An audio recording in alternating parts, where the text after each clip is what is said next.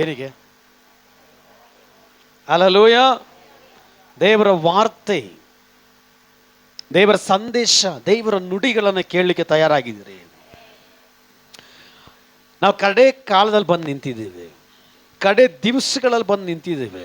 ಕೆಲವು ಜನರು ಗೊತ್ತು, ಕೆಲವು ಜನರು ಗೊತ್ತಿಲ್ಲ.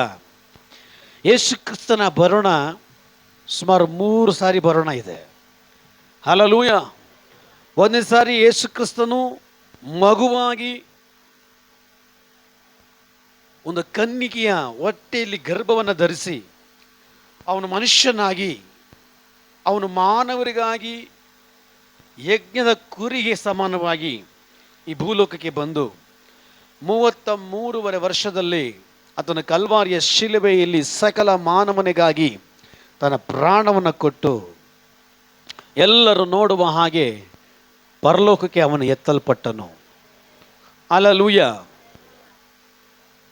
ಮತ್ತಾಯನೇ ಬರೆದ ಸುವಾರ್ತೆಯಲ್ಲಿ ಕೆಲವೊಂದು ಅಧ್ಯಾಯಗಳಲ್ಲಿ ವಾಕ್ಯ ಬೀಳ್ತದೆ, ಆತನು ರಹಸ್ಯವಾಗಿ ಬರ್ತಾನೆ, ಕಳ್ಳನು ಬರುವ ಹಾಗೆ ಬರ್ತಾನೆ ಅಂತ ವಾಕ್ಯ ಇದೆ. ಹೇಗೆ ಬರ್ತಾನೆ? ಕಳ್ಳನು ಬರುವ ಹಾಗೆ ಬರ್ತಾನಂತೆ, ಅಂದರೆ ರಹಸ್ಯವಾಗಿ ಬರ್ತಾನಂತೆ. ಇದು ಯಾರಿಗಾಗಿ? ಯಾರು ದೇವರ ಮಕ್ಕಳಾಗಿ ತಂದೆ ಮಗ ಪರಿಶುದ್ಧಾತ್ಮನ ಹೆಸರಿನಲ್ಲಿ ನೀರಿನಲ್ಲಿ ಮುಳುಗಿ ದೀಕ್ಷಾಸ್ನಾನ ತೆಗೆದುಕೊಂಡು ದೇವರಿಗೆ ಭಯಪಟ್ಟು, ದೇವರ ನಿಬಂಧನೆಗಳಿಗೆ ಭಯಪಟ್ಟು, ದೇವರ ವಾಕ್ಯಗಳಿಗೆ ಭಯಪಟ್ಟು, ದೇವರ ವಾಕ್ಯಕ್ಕೆ ಅನುಗುಣವಾಗಿ ನಡೆಯುವಂಥ ದೇವರ ಮಕ್ಕಳನ್ನು ಕರ್ಕೊಂಡು ಹೋಗ್ಲಿಕ್ಕಾಗಿ ಆತನು ಬರ್ತಾನೆ. ಅದು ರಹಸ್ಯ ಬರೋಣ. ದೇವರ ವಾಕ್ಯ ಹೇಳ್ತದೆ, ರಹಸ್ಯ ಬರಣದಲ್ಲಿ ಎತ್ತಲ್ಪಡುವಂಥವರು ಧನ್ಯರು. ಈಗ ನೀವು ಒಂದು ಆಲೋಚನೆ ಮಾಡ್ರಿ, ಸಡನ್ನಾಗಿ ಈಗ ಸತ್ತೋಗ್ಬಿಟ್ರೆ ನೀವೆಲ್ಲ ಹೋಗ್ತೀರಾ? ಆಲೋಚನೆ ಮಾಡಿದ್ದೀರಾ? ಇವತ್ತು ಕೂಡ ನೀವು ನಂಬ್ತೀರಾ ಇಲ್ಲೋ, ಇಷ್ಟು ನಾನು ದೇವರ ಕೃಪೆಯಲ್ಲಿ, ದೇವರ ಆತ್ಮದಲ್ಲಿ, ದೇವರ ವಾಕ್ಯದಲ್ಲಿ ಇಷ್ಟು ನಾನು ಕರೆಕ್ಟ್ ಆಗಿದ್ರು ಕೂಡ ಒಂದು ಕಡೆ ಭಯ. ಒಂದು ವೇಳೆ ಏನಾದರೂ ನನ್ನಲ್ಲಿ ತಪ್ಪಿದೆಯೋ, ಒಂದು ವೇಳೆ ನನ್ನಲ್ಲಿ ಏನಾದರೂ ಒಂದು ಇಷ್ಟು ಕೊರತೆ ಇದೆಯೋ, ಒಂದು ವೇಳೆ ರೋಡಲ್ಲಿ ಹೋಗ್ಬೇಕಾದ್ರೆ ಆಕ್ಸಿಡೆಂಟ್ ಆಗೋಯ್ತು, ದೇವ್ರ ಚಿತ್ತದ ಪ್ರಕಾರ ರೋಡಲ್ಲಿ ಹೋಗ್ಬೇಕಾದ್ರೆ ಆಕ್ಸಿಡೆಂಟ್ ಆಗೋಯ್ತು, ಅಥವಾ ರಾತ್ರಿ ಮಲಗಿದೆ, ಬೆಳಗ್ಗೆನೇ ನನ್ನ ದೇವ್ರು ಕರ್ಕೊಂಡು ಬಿಟ್ರು, ನನ್ನ ಗತಿ ಏನು, ಎಲ್ಲೋ ಹೋಗ್ತೀನಿ ಅನ್ನೋ ಭಯ. ಕೆಲವು ಜನರಿಗೆ ಭಯನೇ ಇಲ್ಲ, ನಾನು ಪರ್ಫೆಕ್ಟು. ಕೆಲವು ಜನರಿಗೆ ನಾವು ಇಷ್ಟು ಕರೆಕ್ಟಾಗಿದ್ರು ಕೂಡ ನಮಗೆ ಭಯ. ಕೆಲವು ಜನರು ಭಯನೇ ಇಲ್ಲ, ಅತ್ತೆ ಮನೆಗೆ ಬರಬೇಕು, ಮಾವನ ಮನೆಗೆ ಬರಬೇಕು, ಹೋಗ್ಬೇಕು ಅನ್ನೋ ಲೆವೆಲಲ್ಲಿದ್ದಾರೆ. ಪಾಸ್ಟರ್ ಹೇಳ್ದಂಗೆ ಇನ್ನು ನಾಟಕಗಳೆಲ್ಲ ನಡೆಯಲ್ಲ. ಪ್ರಕಟಣೆ ಗ್ರಂಥದಲ್ಲಿ ವಾಕ್ಯ ಬೀಳ್ತದ, ಕರ್ತನು ಮತ್ತೆ ಬಹಿರಂಗವಾಗಿ ಬರ್ತಾನಂತೆ. ಅದು ಪ್ರಕಟಣೆ ಗ್ರಂಥದಲ್ಲಿ. ಮತ್ತಾಯನೇ ಬರೆದ ಸುವಾರ್ತೆ ಆ ಗ್ರಂಥಗಳಲ್ಲಿ ಹೇಳ್ತದೆ, ರಹಸ್ಯ ಬರಣ ಇದೆ. ಎರಡನೇದಾಗಿ ಬಹಿರಂಗವಾಗಿ ಕಣ್ಣು ಕಾಣದೇ ಇರೋಂಥವ್ರು ಕೂಡ ಟೈಮಲ್ಲಿ ನೋಡ್ತಾರಂತೆ ಯೇಸುವನ್ನ. ಮುಪ್ಪಿನವರು, ಹಿರಿದವರು, ಯೇಸುವನ್ನ ಅರಿಯದೇ ಇರೋರು, ತಿಳಿದವರು ಎಲ್ಲರೂ ಆ ದಿನಗಳಲ್ಲಿ ಎಲ್ಲರೂ ಪರಸ್ಪರವಾಗಿ ಯೇಸುವನ್ನ ನೋಡ್ತಾರಂತೆ. ನೋಡುವಾಗ ಅಂತ ಹೋಗಲ್ಲಂತೆ, ವಾಕ್ಯ ಬೀಳ್ತದೆ, ಎಲ್ಲ ಎದೆ ಬಡ್ಕೊಂತಾರಂತೆ. ಎಲ್ಲದಕ್ಕೂ ಆಮೇಲೆ ಹೇಳ್ರಿ. ಹಲ್ಲೆಲೂಯ. ನಿಮ್ಗೆ ಡೌಟಾ? ಓದ್ರಿ, ವಾಕ್ಯ ಓದ್ರಿ. ಪ್ರಕಟಣೆ ಗ್ರಂಥ 1ನೇ ಅಧ್ಯಾಯ 6ನೇ ವಾಕ್ಯ ಓದ್ರಿ. ತನ್ನ ತಂದೆಯಾದ ದೇವರಿಗೆ ಯಾಜಕರನಾಗಿಯೂ ನಮ್ಮನ್ನು ಏನು ಮಾಡಿದನಂತೆ? ರಾಜ್ಯವನ್ನಾಗಿಯೂ ಯಾಜಕರನಾಗಿಯೂ ಮಾಡಿದನಂತೆ. ಆ ಲೆವೆಲಲ್ಲಿ ನಾವು ಇರಬೇಕು. ದೇವರ ಮಕ್ಕಳಾದ ಮೇಲೆ ತನ್ನ ರಾಜ್ಯವನ್ನಾಗಿಯೂ ತನ್ನಿಗೆ ಯಾಜಕರನಾಗಿಯೂ ನಮ್ಮೆಲ್ಲರನ್ನು ಮಾಡಿದ್ದಾರೆ. ಅದೇ ಲೆವೆಲಲ್ಲಿದ್ದರೆ ನೀನು ಎತ್ತಲ್ಪಡ್ತೆ ಧನ್ಯನು. ಇಲ್ಲಿ ಬಂದ್ಬಿಟ್ಟು ಸೋತ್ರ ಸೋತ್ರ ಅಂತ ಹೇಳ್ಬಿಟ್ಟು ಈಚೆ ಹೋಗ್ಬಿಟ್ಟು ಬಾಯಿಗೆ ಬಂದು ನೀನು ಮಾತಾಡಿದ್ರೆ ಬರ್ದಿಟ್ಕೊ, ನೀನು ಎತ್ತಲ್ಪಡಲ್ಲ. ಹಲ್ಲೆಲೂಯ. ನನ್ನ ಸರ್ವೇಂದ್ರಗಳೇ ಆತನ ಪವಿತ್ರ ನಾಮವನ್ನೇ ಕೀರ್ತಿಸಲಿ. ದೇವರೊಟ್ಟಿಗೆ ಮಾತಾಡೋ ಬಾಯಿ, ದೇವರನ್ನ ಆರಾಧನೆ ಮಾಡುವಂಥ ಬಾಯಿ, ದೇವರ ವಚನವನ್ನು ಓದುವಂಥ ಬಾಯಿ ಪವಿತ್ರವಾಗಿರ್ಬೇಕು. ಹಲ್ಲೆಲೂಯ. Praise the Lord. ಯೆಶಾಯನ ಬರೆದ ಪ್ರವಾದನೆ ಗ್ರಂಥದಲ್ಲಿ ಯೆಶಾಯನ ಹೇಳ್ತಾನೆ, ಸ್ವಾಮಿ, ಈ ಯೆಶಾಯನ ಯಾರು? ದೇವರಿಂದ ಅಭಿಷೇಕಿಸಲ್ಪಟ್ಟವನು, ದೊಡ್ಡ ಪ್ರವಾದಿ. ದೊಡ್ಡ ಪ್ರವಾದಿಯ ಲಿಸ್ಟಲ್ಲಿ ಬರ್ತಾನೆ ಯಾರು? ಯೆಶಾಯನು. ಸಣ್ಣ ಪ್ರವಾದಿ, ದೊಡ್ಡ ಪ್ರವಾದಿ, 2 ಗುಂಪಿದೆ. ಸಣ್ಣ ಪ್ರವಾದಿ, ದೊಡ್ಡ ಪ್ರವಾದಿ, 2 ಗುಂಪಿದೆ. ಈ ಯೆಶಾಯ, ಯೆರೆಮೀಯ, ಯೆಹೆಜ್ಕೇಲ, ದಾನಿಯೇಲ ಇವರೆಲ್ಲ ದೊಡ್ಡ ಪ್ರವಾದಿಗಳು. ಈ ದೊಡ್ಡ ಪ್ರವಾದಿಯಲ್ಲಿ ಬರ್ತಾನೆ ಯೆಶಾಯನು. ಯೆಶಾಯನ ಬರೆದ ಪ್ರವಾದನೆ ಗ್ರಂಥದಲ್ಲಿ ಬರಬೇಕಾಗಿರುವಂತಹ ಯೇಸುವಿನ ಕುರಿತು, ಯಜ್ಞಕ್ಕಾಗಿ ಹೋಗ್ಬೇಕಾಗಿರುವಂತಹ ಯೇಸುವಿನ ಕುರಿತು ಸ್ಪಷ್ಟವಾಗಿ ಪ್ರವಾದನೆ ಹೇಳಿದಾನೆ ಯೆಶಾಯನು. ಇಷ್ಟು ದೊಡ್ಡ ಪ್ರವಾದಿ ಹೇಳ್ತಾನೆ, ಸ್ವಾಮಿ ನಾನು ಪಾಪಗಳನ್ನು ನುಡಿಯುವಂತ ಪಾಪಿಗಳ ನಡುವೆ ನಾನು ಇದ್ದೀನಿ. ಒಂದು ವೇಳೆ ನನ್ನ ಬಾಯಿ ಕೂಡ ಹೊಲಸಾಕ್ಬಿಟ್ಟಿದೆಯೇನೋ ಗೊತ್ತಿಲ್ಲ. ಒಂದು ಕೆಲಸ ಮಾಡಪ್ಪ, ದೇವದೂತನನ್ನು ಕೆಳಸಿ ನನ್ನ ಬಾಯನ್ನು ಸುಟ್ಟು ಶುದ್ಧಿ ಮಾಡಪ್ಪ ಅಂತ ಯೆಶಾಯನು ಹೇಳ್ತಾನೆ. ಯಾಕೆ? ಯೆಶಾಯನಿಗೆ ಭಯ. ಅಭಿಷೇಕ ಇದೆ, ಫೈನ್. ದೇವರಾತ್ಮ ಇದೆ, ಫೈನ್. ದೇವರ ಆತ್ಮದಲ್ಲಿ ಪ್ರವಾದಿಸ್ತಾ ಇದ್ದೇನೆ, ಓಕೆ, ಎಲ್ಲ ಇದೆ. ಬಟ್ ನಾನು ಶುದ್ಧವಾಗಿಲ್ಲ ಅಂದ್ರೆ ನಾನು ಪರಲೋಕಕ್ಕೆ ಎತ್ತಲ್ಪಡ್ಲಿಕ್ಕೆ ಸಾಧ್ಯವಿಲ್ಲ ಅಂತ ಹೇಳಿ ದೊಡ್ಡ ಪ್ರವಾದಿ ಆಗಿರುವಂತ ಯೆಶಾಯನ ಗೊತ್ತಾಯ್ತು. ಅದಕ್ಕೆ ಯೆಶಾಯನು ಹೇಳ್ತಾನೆ, ಸ್ವಾಮಿ, ಅವನು ಹೊಲಸು ಮಾತಾಡಿಲ್ಲ. ಯೆಶಾಯನು ಹೊಲಸು ಮಾತಾಡಿಲ್ಲ, ಕೆಟ್ಟದ್ದು ಮಾತಾಡಿಲ್ಲ, ಸುಳ್ಳು ಮಾತಾಡಿಲ್ಲ. ಆದ್ರೂ ಅವನು ಹೇಳ್ತಾನೆ, ನಾನು ಕೆಟ್ಟದ್ದು ಮಾತಾಡುವ ಜನಗಳ ನಡುವೆ ಇದ್ದೀನಿ. ಒಂದು ವೇಳೆ ನನ್ನ ಬಾಯಿ ಕೂಡ ಅಶುದ್ಧಾಗ್ಬಿಟ್ಟಿದೇನೋ ಗೊತ್ತಿಲ್ಲಪ್ಪ,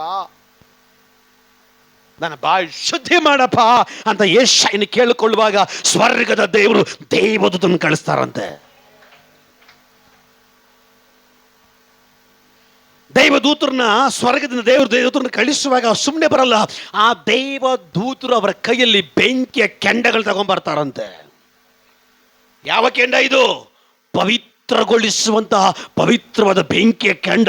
ಅದು ಸ್ವರ್ಗದಿಂದ ತೆಗೆದುಕೊಂಡು ಬಂದಿರುವಂತಹ ದೇವದೂತರು. ನೀವು ಯೆಶಾಯನ ಬರೆದ ಪ್ರವಾದನೆ ಗ್ರಂಥ ಆ ಅಧ್ಯಾಯಗಳಲ್ಲಿ ಓದ್ಕೊಂಡು ಬಂದ್ರಿ. ಆ ಬೆಂಕಿಯ ಕೆಂಡದಿಂದ ತೆಗೆದುಕೊಂಡು ಬಂದು ಯೆಶಾಯನಿಗೆ ಹೇಳ್ತಾರೆ, ದೇವದೂತರು ಬಾಯಿ ತೆಗಿ. ಇವಾಗ ಕೆಂಡವನ್ನ ಅವರ ಬಾಯಲ್ಲಿಟ್ಟು ಬಾಯನ್ನ ಸುಟ್ಟು ಯೆಶಾಯನ ಬಾಯನ್ನ ಸ್ವರ್ಗದ ದೇವರು ಶುದ್ಧಿ ಮಾಡಿದನು. ಯಾಕೆ ಅಂದ್ರೆ ಇದು ನನ್ನ ಮಾತುಗಳನ್ನು ನುಡಿಯುವಂತ ಬಾಯಿ, ನನ್ನನ್ನು ಆರಾಧಿಸುವಂತ ಬಾಯಿ, ನನ್ನ ಆಲೋಚನೆಗಳನ್ನ ದೈವ ಜನರಿಗೆ, ಈ ಲೋಕದ ಜನರಿಗೆ ಪ್ರಕಟಿಸುವಂತ ಬಾಯಿ ಶುದ್ಧವಾಗಿರ್ಬೇಕು.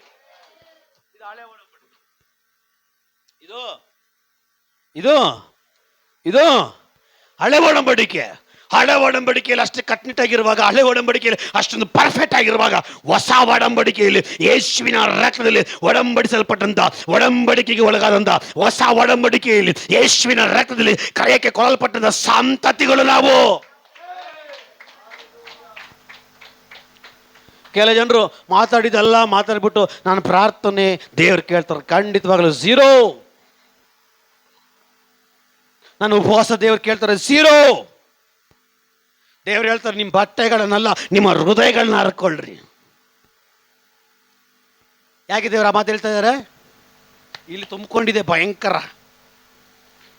ಈ ಹಾರ್ಟಲ್ಲಿರೋ ನರಗಳಲ್ಲೇ ಬ್ಲಡ್ ಪ್ಯೂರ್ ಮಾಡಿ ಎಲ್ಲ ನರಗಳಿಗೆ ಕಳಿಸುವಂಥದ್ದು. ಸೇಮ್ ಹಾಗೇನೆ ಪಾಪ ಬಂದು ಮನಸ್ಸಲ್ಲಿ ಕೂತ್ಕೊಂಡ್ಬಿಟ್ರೆ ನೀನೇನೇ ಹೇಳು, ನಾನು ಪರ್ಫೆಕ್ಟ್ ಥರನೇ ಇರ್ತಾರೆ. ಜಗ್ಗಲ್ಲ. ಎಷ್ಟೇ ವಾಕ್ಯ ಬರಲಿ, ಎಷ್ಟೇ ದೇವರ ನುಡಿಗಳು ಬರಲಿ, ಅವರು ಮಾರ್ಪಡಲ್ಲ. ಇವರು ಯಾರ? ಜೀವ ಇಲ್ಲದೆ ಇರುವಂತ ಸಂತತಿ, ಜೀವ ಇಲ್ಲದೆ ಇರುವಂತ ಕಲ್ಲಿಗೆ ಸಮಾನವಾಗಿರ್ತಾರೆ. ಫರೋಹನ ಮುಂದೆಗಡೆ ಹೋಗಿ ಮೋಶೆಯು ದೇವರು ಎಷ್ಟು ಅದ್ಭುತಗಳು ಮಾಡಿ ಎಷ್ಟು ಮಾತಾಡಿದ್ರು ಕೂಡ ಫರೋಹನನ್ನು ಬದಲಾಗಿಲ್ಲ. ಕಾರಣ ದೇವರ ವಾಕ್ಯ, ಅವನು ಕಟ್ಟೂರವುಳ್ಳ ಮನುಷ್ಯ. ಅವನೇನ್ ಗೊತ್ತಾ? ನಾನು ಹೇಳಿದ್ದ ನಡಿಬೇಕು, ನಾನೇ ರೈಟು, ನಾನೇ ಪರ್ಫೆಕ್ಟು. ದೇವರ ಮುಂದೆಗಡೆ ನಾನೇನಿಲ್ಲ ಅಂತ ಹೇಳಿ ಯಾರು ತಗ್ಗಿಸ್ಕೊಳ್ತಾರೋ ಅವ್ರನ್ನ ದೇವರು ಹೆಚ್ಚಿಸುವಂತ ದೇವರ ಪದ್ಧತಿಯ ಒಡಂಬಡಿಕೆಯಲ್ಲಿ ನಾವಿದ್ದೀವಿ. ಯಾರು ಹೆಚ್ಚಿಸ್ಕೊಳ್ತಾರೋ ದೇವರು ಅವ್ರನ್ನ ತಗ್ಗಿಸ್ತಾನಂತೆ. ಹೇಗೆ ತಗ್ಗಿಸ್ತಾನೆ? ತೆಗಿಸೋ ರೀತಿನಲ್ಲಿ ತಗ್ಗಿಸ್ತಾನೆ. ಸರಿ, ಈಗ ನಾವು ಕಡೆದಿಂದಲೇ ಬಂದಿದ್ದೀವಿ. ಕಡೆದಿಂದಲೇ ಬಂದಿರುವಾಗ ಯೇಸುವನ್ನ ನಂಬಿ ಎಷ್ಟು ವರ್ಷಗಳ ಕಾಲ ಆಯಿತು? ಪಕ್ಕದಲ್ಲಿ ಮಕ ನೋಡ್ಕೊಂಡು ಹೇಳ್ರಿ. ಯೇಸುವನ್ನ ನಂಬಿ ಕೇಳ್ರಿ, ಎಷ್ಟು ವರ್ಷ ಆಯಿತು? ಕೇಳಿದ್ರೆ ಇಲ್ವಾ? ಮಕ ನೋಡ್ರಿ, ಇನ್ನೇನು ನೋಡ್ಬೇಡ್ರಿ, ಮಕ ನೋಡ್ರಿ, ಹೇಳ್ರಿ. ಯೇಸುವನ್ನ ನಂಬಿ ಎಷ್ಟು ವರ್ಷ ಆಯಿತು? ತಂದೆ ಮಗ ಪರಿಶುದ್ಧಾತ್ಮನ ಹೆಸರಿನಲ್ಲಿ ದೀಕ್ಷಾಸ್ನಾನ ತೆಗೆದುಕೊಂಡು ದೇವರ ಮಕ್ಕಳು ಅಂತೇಳಿ ಬಿರುದನ್ನು ಹೊಂದಿಕೊಂಡು ಎಷ್ಟು ವರ್ಷ ಆಯಿತು? ಕೇಳ್ರಿ, ಸರ್ವಿಸ್ ಕೇಳ್ರಿ, ಎಷ್ಟು ವರ್ಷ ಸರ್ವಿಸ್ ಕೇಳ್ರಿ. ಒಂದು ಗಾಡಿಗೆ ನಾವು ನನ್ನ 2010 ಮಾಡಲ್ ಗಾಡಿ ನನ್ನ ಹತ್ರ ಇರೋದು. ಒಂದೊಂದು ಗಾಡಿಗೆ ಒಂದೊಂದು ಮಾಡ್ಲಿಕ್ಕೆ ಒಂದೊಂದು ಗಾಡಿ ಒಂದೊಂದು ವರ್ಷಕ್ಕೆ ಬಂದಿರುವಂಥದ್ದು. ಹಾಗೆ ನಾವು ಕೂಡ ಅಷ್ಟೇ. ಕೆಲ ಜನರು 5 ವರ್ಷ ಆಗಿದೆ ದೀಕ್ಷಾಸ್ನಾನ ತಗೊಂಡು, ಕೆಲ ಜನರು 7 ವರ್ಷ ಆಗಿದೆ, ಕೆಲ ಜನರು 10 ವರ್ಷ ಆಗಿದೆ, ಕೆಲ ಜನರು 30 ವರ್ಷ ಆದರೂ ಕೂಡ ಹಂಗೆ ಇದ್ದಾರೆ, ಕೆಲ ಜನರು 50 ವರ್ಷ ಆದರೂ ಕೂಡ ಹಂಗೆ ಇದ್ದಾರೆ, ಕೆಲ ಜನರು 60 ವರ್ಷ ನೀನು ಸಾಯ್ಲಿಕ್ಕಿದ್ದಾರೆ. ಅಲ್ಲಿ ಬಂದು ಇಲ್ಲೆಲ್ಲ ಉದುರುತ್ತದೆ, ಆಗೋಯ್ತು 70-80 ವರ್ಷ ಆಗೋಯ್ತು, ಸಾಯ್ಲಿಕ್ಕಿದ್ದಾರೆ. ಆವಾಗಲೂ ಕೂಡ ಚೇಂಜ್ ಆಗಿರೋ ಮನುಷ್ಯಗಳು. ಹಲ್ಲೆಲೂಯಾ. ಹೇಳ್ರಿ, ಎಷ್ಟು ನಮ್ಗೆ ಎಷ್ಟು ವರ್ಷ ಆಯ್ತು ಕೇಳ್ರಿ, ಹಂಚ್ಕೊಳ್ರಿ, ಎಷ್ಟು ವರ್ಷ ಆಯ್ತಂದ. ಹಲ್ಲೆಲೂಯಾ. ಹೇಳ್ಕೊಂಡ್ರಾ? ಸರಿ. ಈಗ ಯೇಸುವನ್ನ ನಂಬಿ ಕೆಲ ಜನರು 1 ವರ್ಷ, 2 ವರ್ಷ, 3 ವರ್ಷ, 4 ವರ್ಷ, 5 ವರ್ಷ, 6 ವರ್ಷ, 7 ವರ್ಷ, 8, 10, 15, 20, 30, 40 ಎಷ್ಟೋ ವರ್ಷಗಳಾಗಿದೆ. ಆಯ್ತಾ? ಅವಾಗಿಂದ ಇಲ್ಲಿವರೆಗೂ ನಿನ್ನಲ್ಲಿ ಏನು ಚೇಂಜಸ್ ಆಗಿದೆ? ಸೌಂಡೇ ಇಲ್ಲ. ಯಾಕೆ? ನಾವೆಲ್ಲ ಪಂಚರ್ ಗಾಡಿಗಳು ಆದರೂ ಓಡಿಸ್ತಾ ಇದ್ದೇವೆ. ನಿಮ್ಮ ಹೃದಯ ಮುಟ್ಕೊಂಡು ಹೇಳ್ರಿ, ನಾವೆಲ್ಲ ಪಂಚರ್ ಗಾಡಿಗಳು ಆದರೂ ಕೂಡ ಗಾಳಿ ಹತ್ರ ನಾಟಕ ಮಾಡ್ತೀವಿ. ಪೆಟ್ರೋಲ್ ಇಲ್ದ್ರೆ ಖಾಲಿಯಾಗಿರೋ ಗಾಡಿಗಳು ತಳ್ಕೊಂಡು ಹೋಗ್ತಾ ಇದೀವಿ, ಆದರೂ ಕೂಡ ಏನೋ ಒಂದು ನೆನಪು, ನಂತರ ಇಂಥ ಗಾಡಿ ಇದೆ ಅಂತ ಆ ಲೆವೆಲಲ್ಲಿ ಹೋಗ್ತಾ ಇದ್ದೇವೆ. ಹೇಳ್ರಿ, ನೀವೇ ಹೇಳ್ರಿ, ಪಕ್ಕದಲ್ಲಿ ಹೇಳ್ಕೊಂಬೇಡ್ರಿ. ನಿನ್ನ ಮುಂದೆ ದೇವರು ಬಂದಿದ್ದಾರೆ, ನೀನು ಮುಂದುಗಡೆ ಯೇಸು ಬಂದು ನಿಂತ್ಕೊಂಡಿದ್ದಾರೆ. ಅವ್ರ ಹತ್ರ ಹೇಳು, ಅಪ್ಪ ನಿನ್ನ ನಾಮದಲ್ಲಿ ನನ್ನ ರಕ್ಷಣೆ ಒಂದಿಷ್ಟು ವರ್ಷ ಆಯಿತು, ಅವಾಗ ಹೆಂಗಿದ್ದೆ? ರಕ್ಷಣೆ ಒಂದಕ್ಕಿಂತ ಮುಂಚೆ ನಾನು ಹೇಗಿದ್ದೆ? ರಕ್ಷಣೆ ತಗೊಳ್ಳೋಕ್ಕಿಂತ ಮುಂಚೆ ನಾನು ಹೇಗಿದ್ದೆ? ಇವಾಗ ಎಷ್ಟೋ ನನ್ನಲ್ಲಿ ಬದಲಾವಣೆ ಇದೆಯಪ್ಪ, ಇವಾಗ ಎಷ್ಟೋ ನನ್ನ ಚೇಂಜಸ್ ಇದೆ. ಹೇಳ್ರಿ, ಅದು ನೋಡೋಣ. ಇದೆಯಾ? ಅದೇ ಮಾತು, ಅದೇ ಆಸೆ, ಅದೇ ನೋಟ, ಅದೇ ಚಿಂತೆ, ಅದೇ ಅದೇ ಅದೇ ಅದೇ ಅಂದಿ ಸ್ವಭಾವನೆ. ನಾನು ಹೇಳ್ತದೆ, ವಾಕ್ಯ ಹೇಳ್ತದೆ. ಮತ್ತೆ ಮತ್ತೆ ನೀನು ಅದೇ ಮಾಡುವಾಗ ನೀನು ಹಂದಿ ಆಗಿದೆಯಾ, ನಾಯಿ ಆಗಿದೆಯಾ, ಕಕ್ಕಿದ್ದನ್ನು ತಿಂತಿ ಅಂತ ದೇವರು ಹೇಳ್ತಾರೆ. ಯಾಕೆ ವಾರ ದೇವರು ಇಷ್ಟು ಎಚ್ಚರಿಸ್ತಾರೆ ಗೊತ್ತಾ? ನೀನು ಶುದ್ಧವಾಗಬೇಕು, ನೀನು ರೆಡಿ ಆಗಬೇಕು, ನೀನು ತಯಾರಾಗಬೇಕು. ಹೆಂಗಾದ್ರೂ ಮಾಡಿ ದೇವರು ನಿನ್ನ ಪ್ರಿಪೇರ್ ಮಾಡಿ ಅವನ ರಾಜ್ಯಕ್ಕೆ ಕರ್ಕೋಬೇಕದ ಅವನ ಬಯಕೆ. ಬಟ್ ನಾವೆಲ್ಲ ಫರೋಹನನ್ನಾಗ್ಬಿಟ್ಟಿದ್ದೀವಿ. ಯಾರಾಗ್ಬಿಟ್ಟಿದ್ದೀವಿ? ಫರೋಹನ ಗುಣ ಏನು ಗೊತ್ತಾ? ಏನು ಹೇಳ್ರಿ? ಅದಕ್ಕೆ ಹಂಗೆ ಕೂತಿದ್ದೀವಿ ನಾವು, ಗೊತ್ತಿಲ್ಲ. ಫರೋಹನ ಗುಣ ಏನು ಗೊತ್ತಾ? ನಾನು ಪರ್ಫೆಕ್ಟು. ಒಂದು. ಎರಡನೇದಾಗಿ ಫರೋಹನ ಗುಣ ಏನು ಗೊತ್ತಾ? ಇನ್ನೊಬ್ಬರನ್ನ ಹಿಂಸೆ ಪಡಿಸ್ಬೇಕು. ಫರೋಹನ ಗುಣ ಏನು ಗೊತ್ತಾ? ಮೂರನೇದು, ನಾನು ಹೇಳಿದ್ದೆ ನಡಿಬೇಕು, ನಂದೇ ರೈಟು. ಹಲ್ಲೆಲೂಯಾ. ನಂದೇ ಸರಿ, ನಾನು ಹೇಳಿದ್ದೆ ರೈಟು, ಅದು ಬಿಟ್ಟು ಬೇರೆ ಮಾತಿಲ್ಲ. ಅತ್ತ ಬಿಡಲ್ಲ ಅಂದ್ರೆ ಬಿಡಲ್ಲ. ಯಾರನ್ನ ಬಿಡಲ್ಲ? ಯಾರನ್ನ ಬಿಡಲ್ಲ? ಫರೋಹನನ್ನು ಯಾರು ಬಿಡಲ್ಲ ಅಂತ ಹಠ ಮಾಡ್ತಾವನ್ನೇ. ಬೈಬಲ್ ಓದ್ತಾನೆ, ನಿಮ್ಗೆ ಅರ್ಥ ಆಗುತ್ತೆ. ಬೈಬಲ್ ಓದ್ತಾನೆ, ನಿಮ್ಗೆ ಗೊತ್ತಾಗುತ್ತೆ. ವಾರಕ್ಕೊಂದ್ಸರಿ ಬೈಬಲ್ ತಗೊಂಡ್ಬರ್ತೀರ, ತಗೊಂಡಾಗ ಮತ್ತೆ ಮನೇಲಿ ಇಡ್ತೀರ, ಮತ್ತೆ ವಾರಕ್ಕೊಂದ್ಸರಿ ಧೂಳು ಹೊಡಿತೀರ, ಮತ್ತೆ ತಗೊಂಡು ಬರ್ತೀರ. ವಾಕ್ಯ ಓದುವಂಥವನು ದೇವರ ಬಲದಲ್ಲಿ ಬೆಳಿತಾನೆ. ವಾಕ್ಯ ಓದಿ ಧ್ಯಾನ ಮಾಡುವನು ಅವನು ದೇವರ ಕಾರ್ಯಗಳಿಗೆ ಒಳಗಾಗ್ತಾನೆ. ವಾಕ್ಯ ಓದಿ ಧ್ಯಾನ ಮಾಡುವನು ದೇವರ ಜ್ಞಾನ ಹೊಂದಿಕೊಳ್ತಾನೆ. ದೇವರ ವಾಕ್ಯ ಓದಿ ಧ್ಯಾನ ಮಾಡುವನ ಸಂಗಡ ದೇವರು ಮಾತಾಡ್ತಾರ್ರೇ.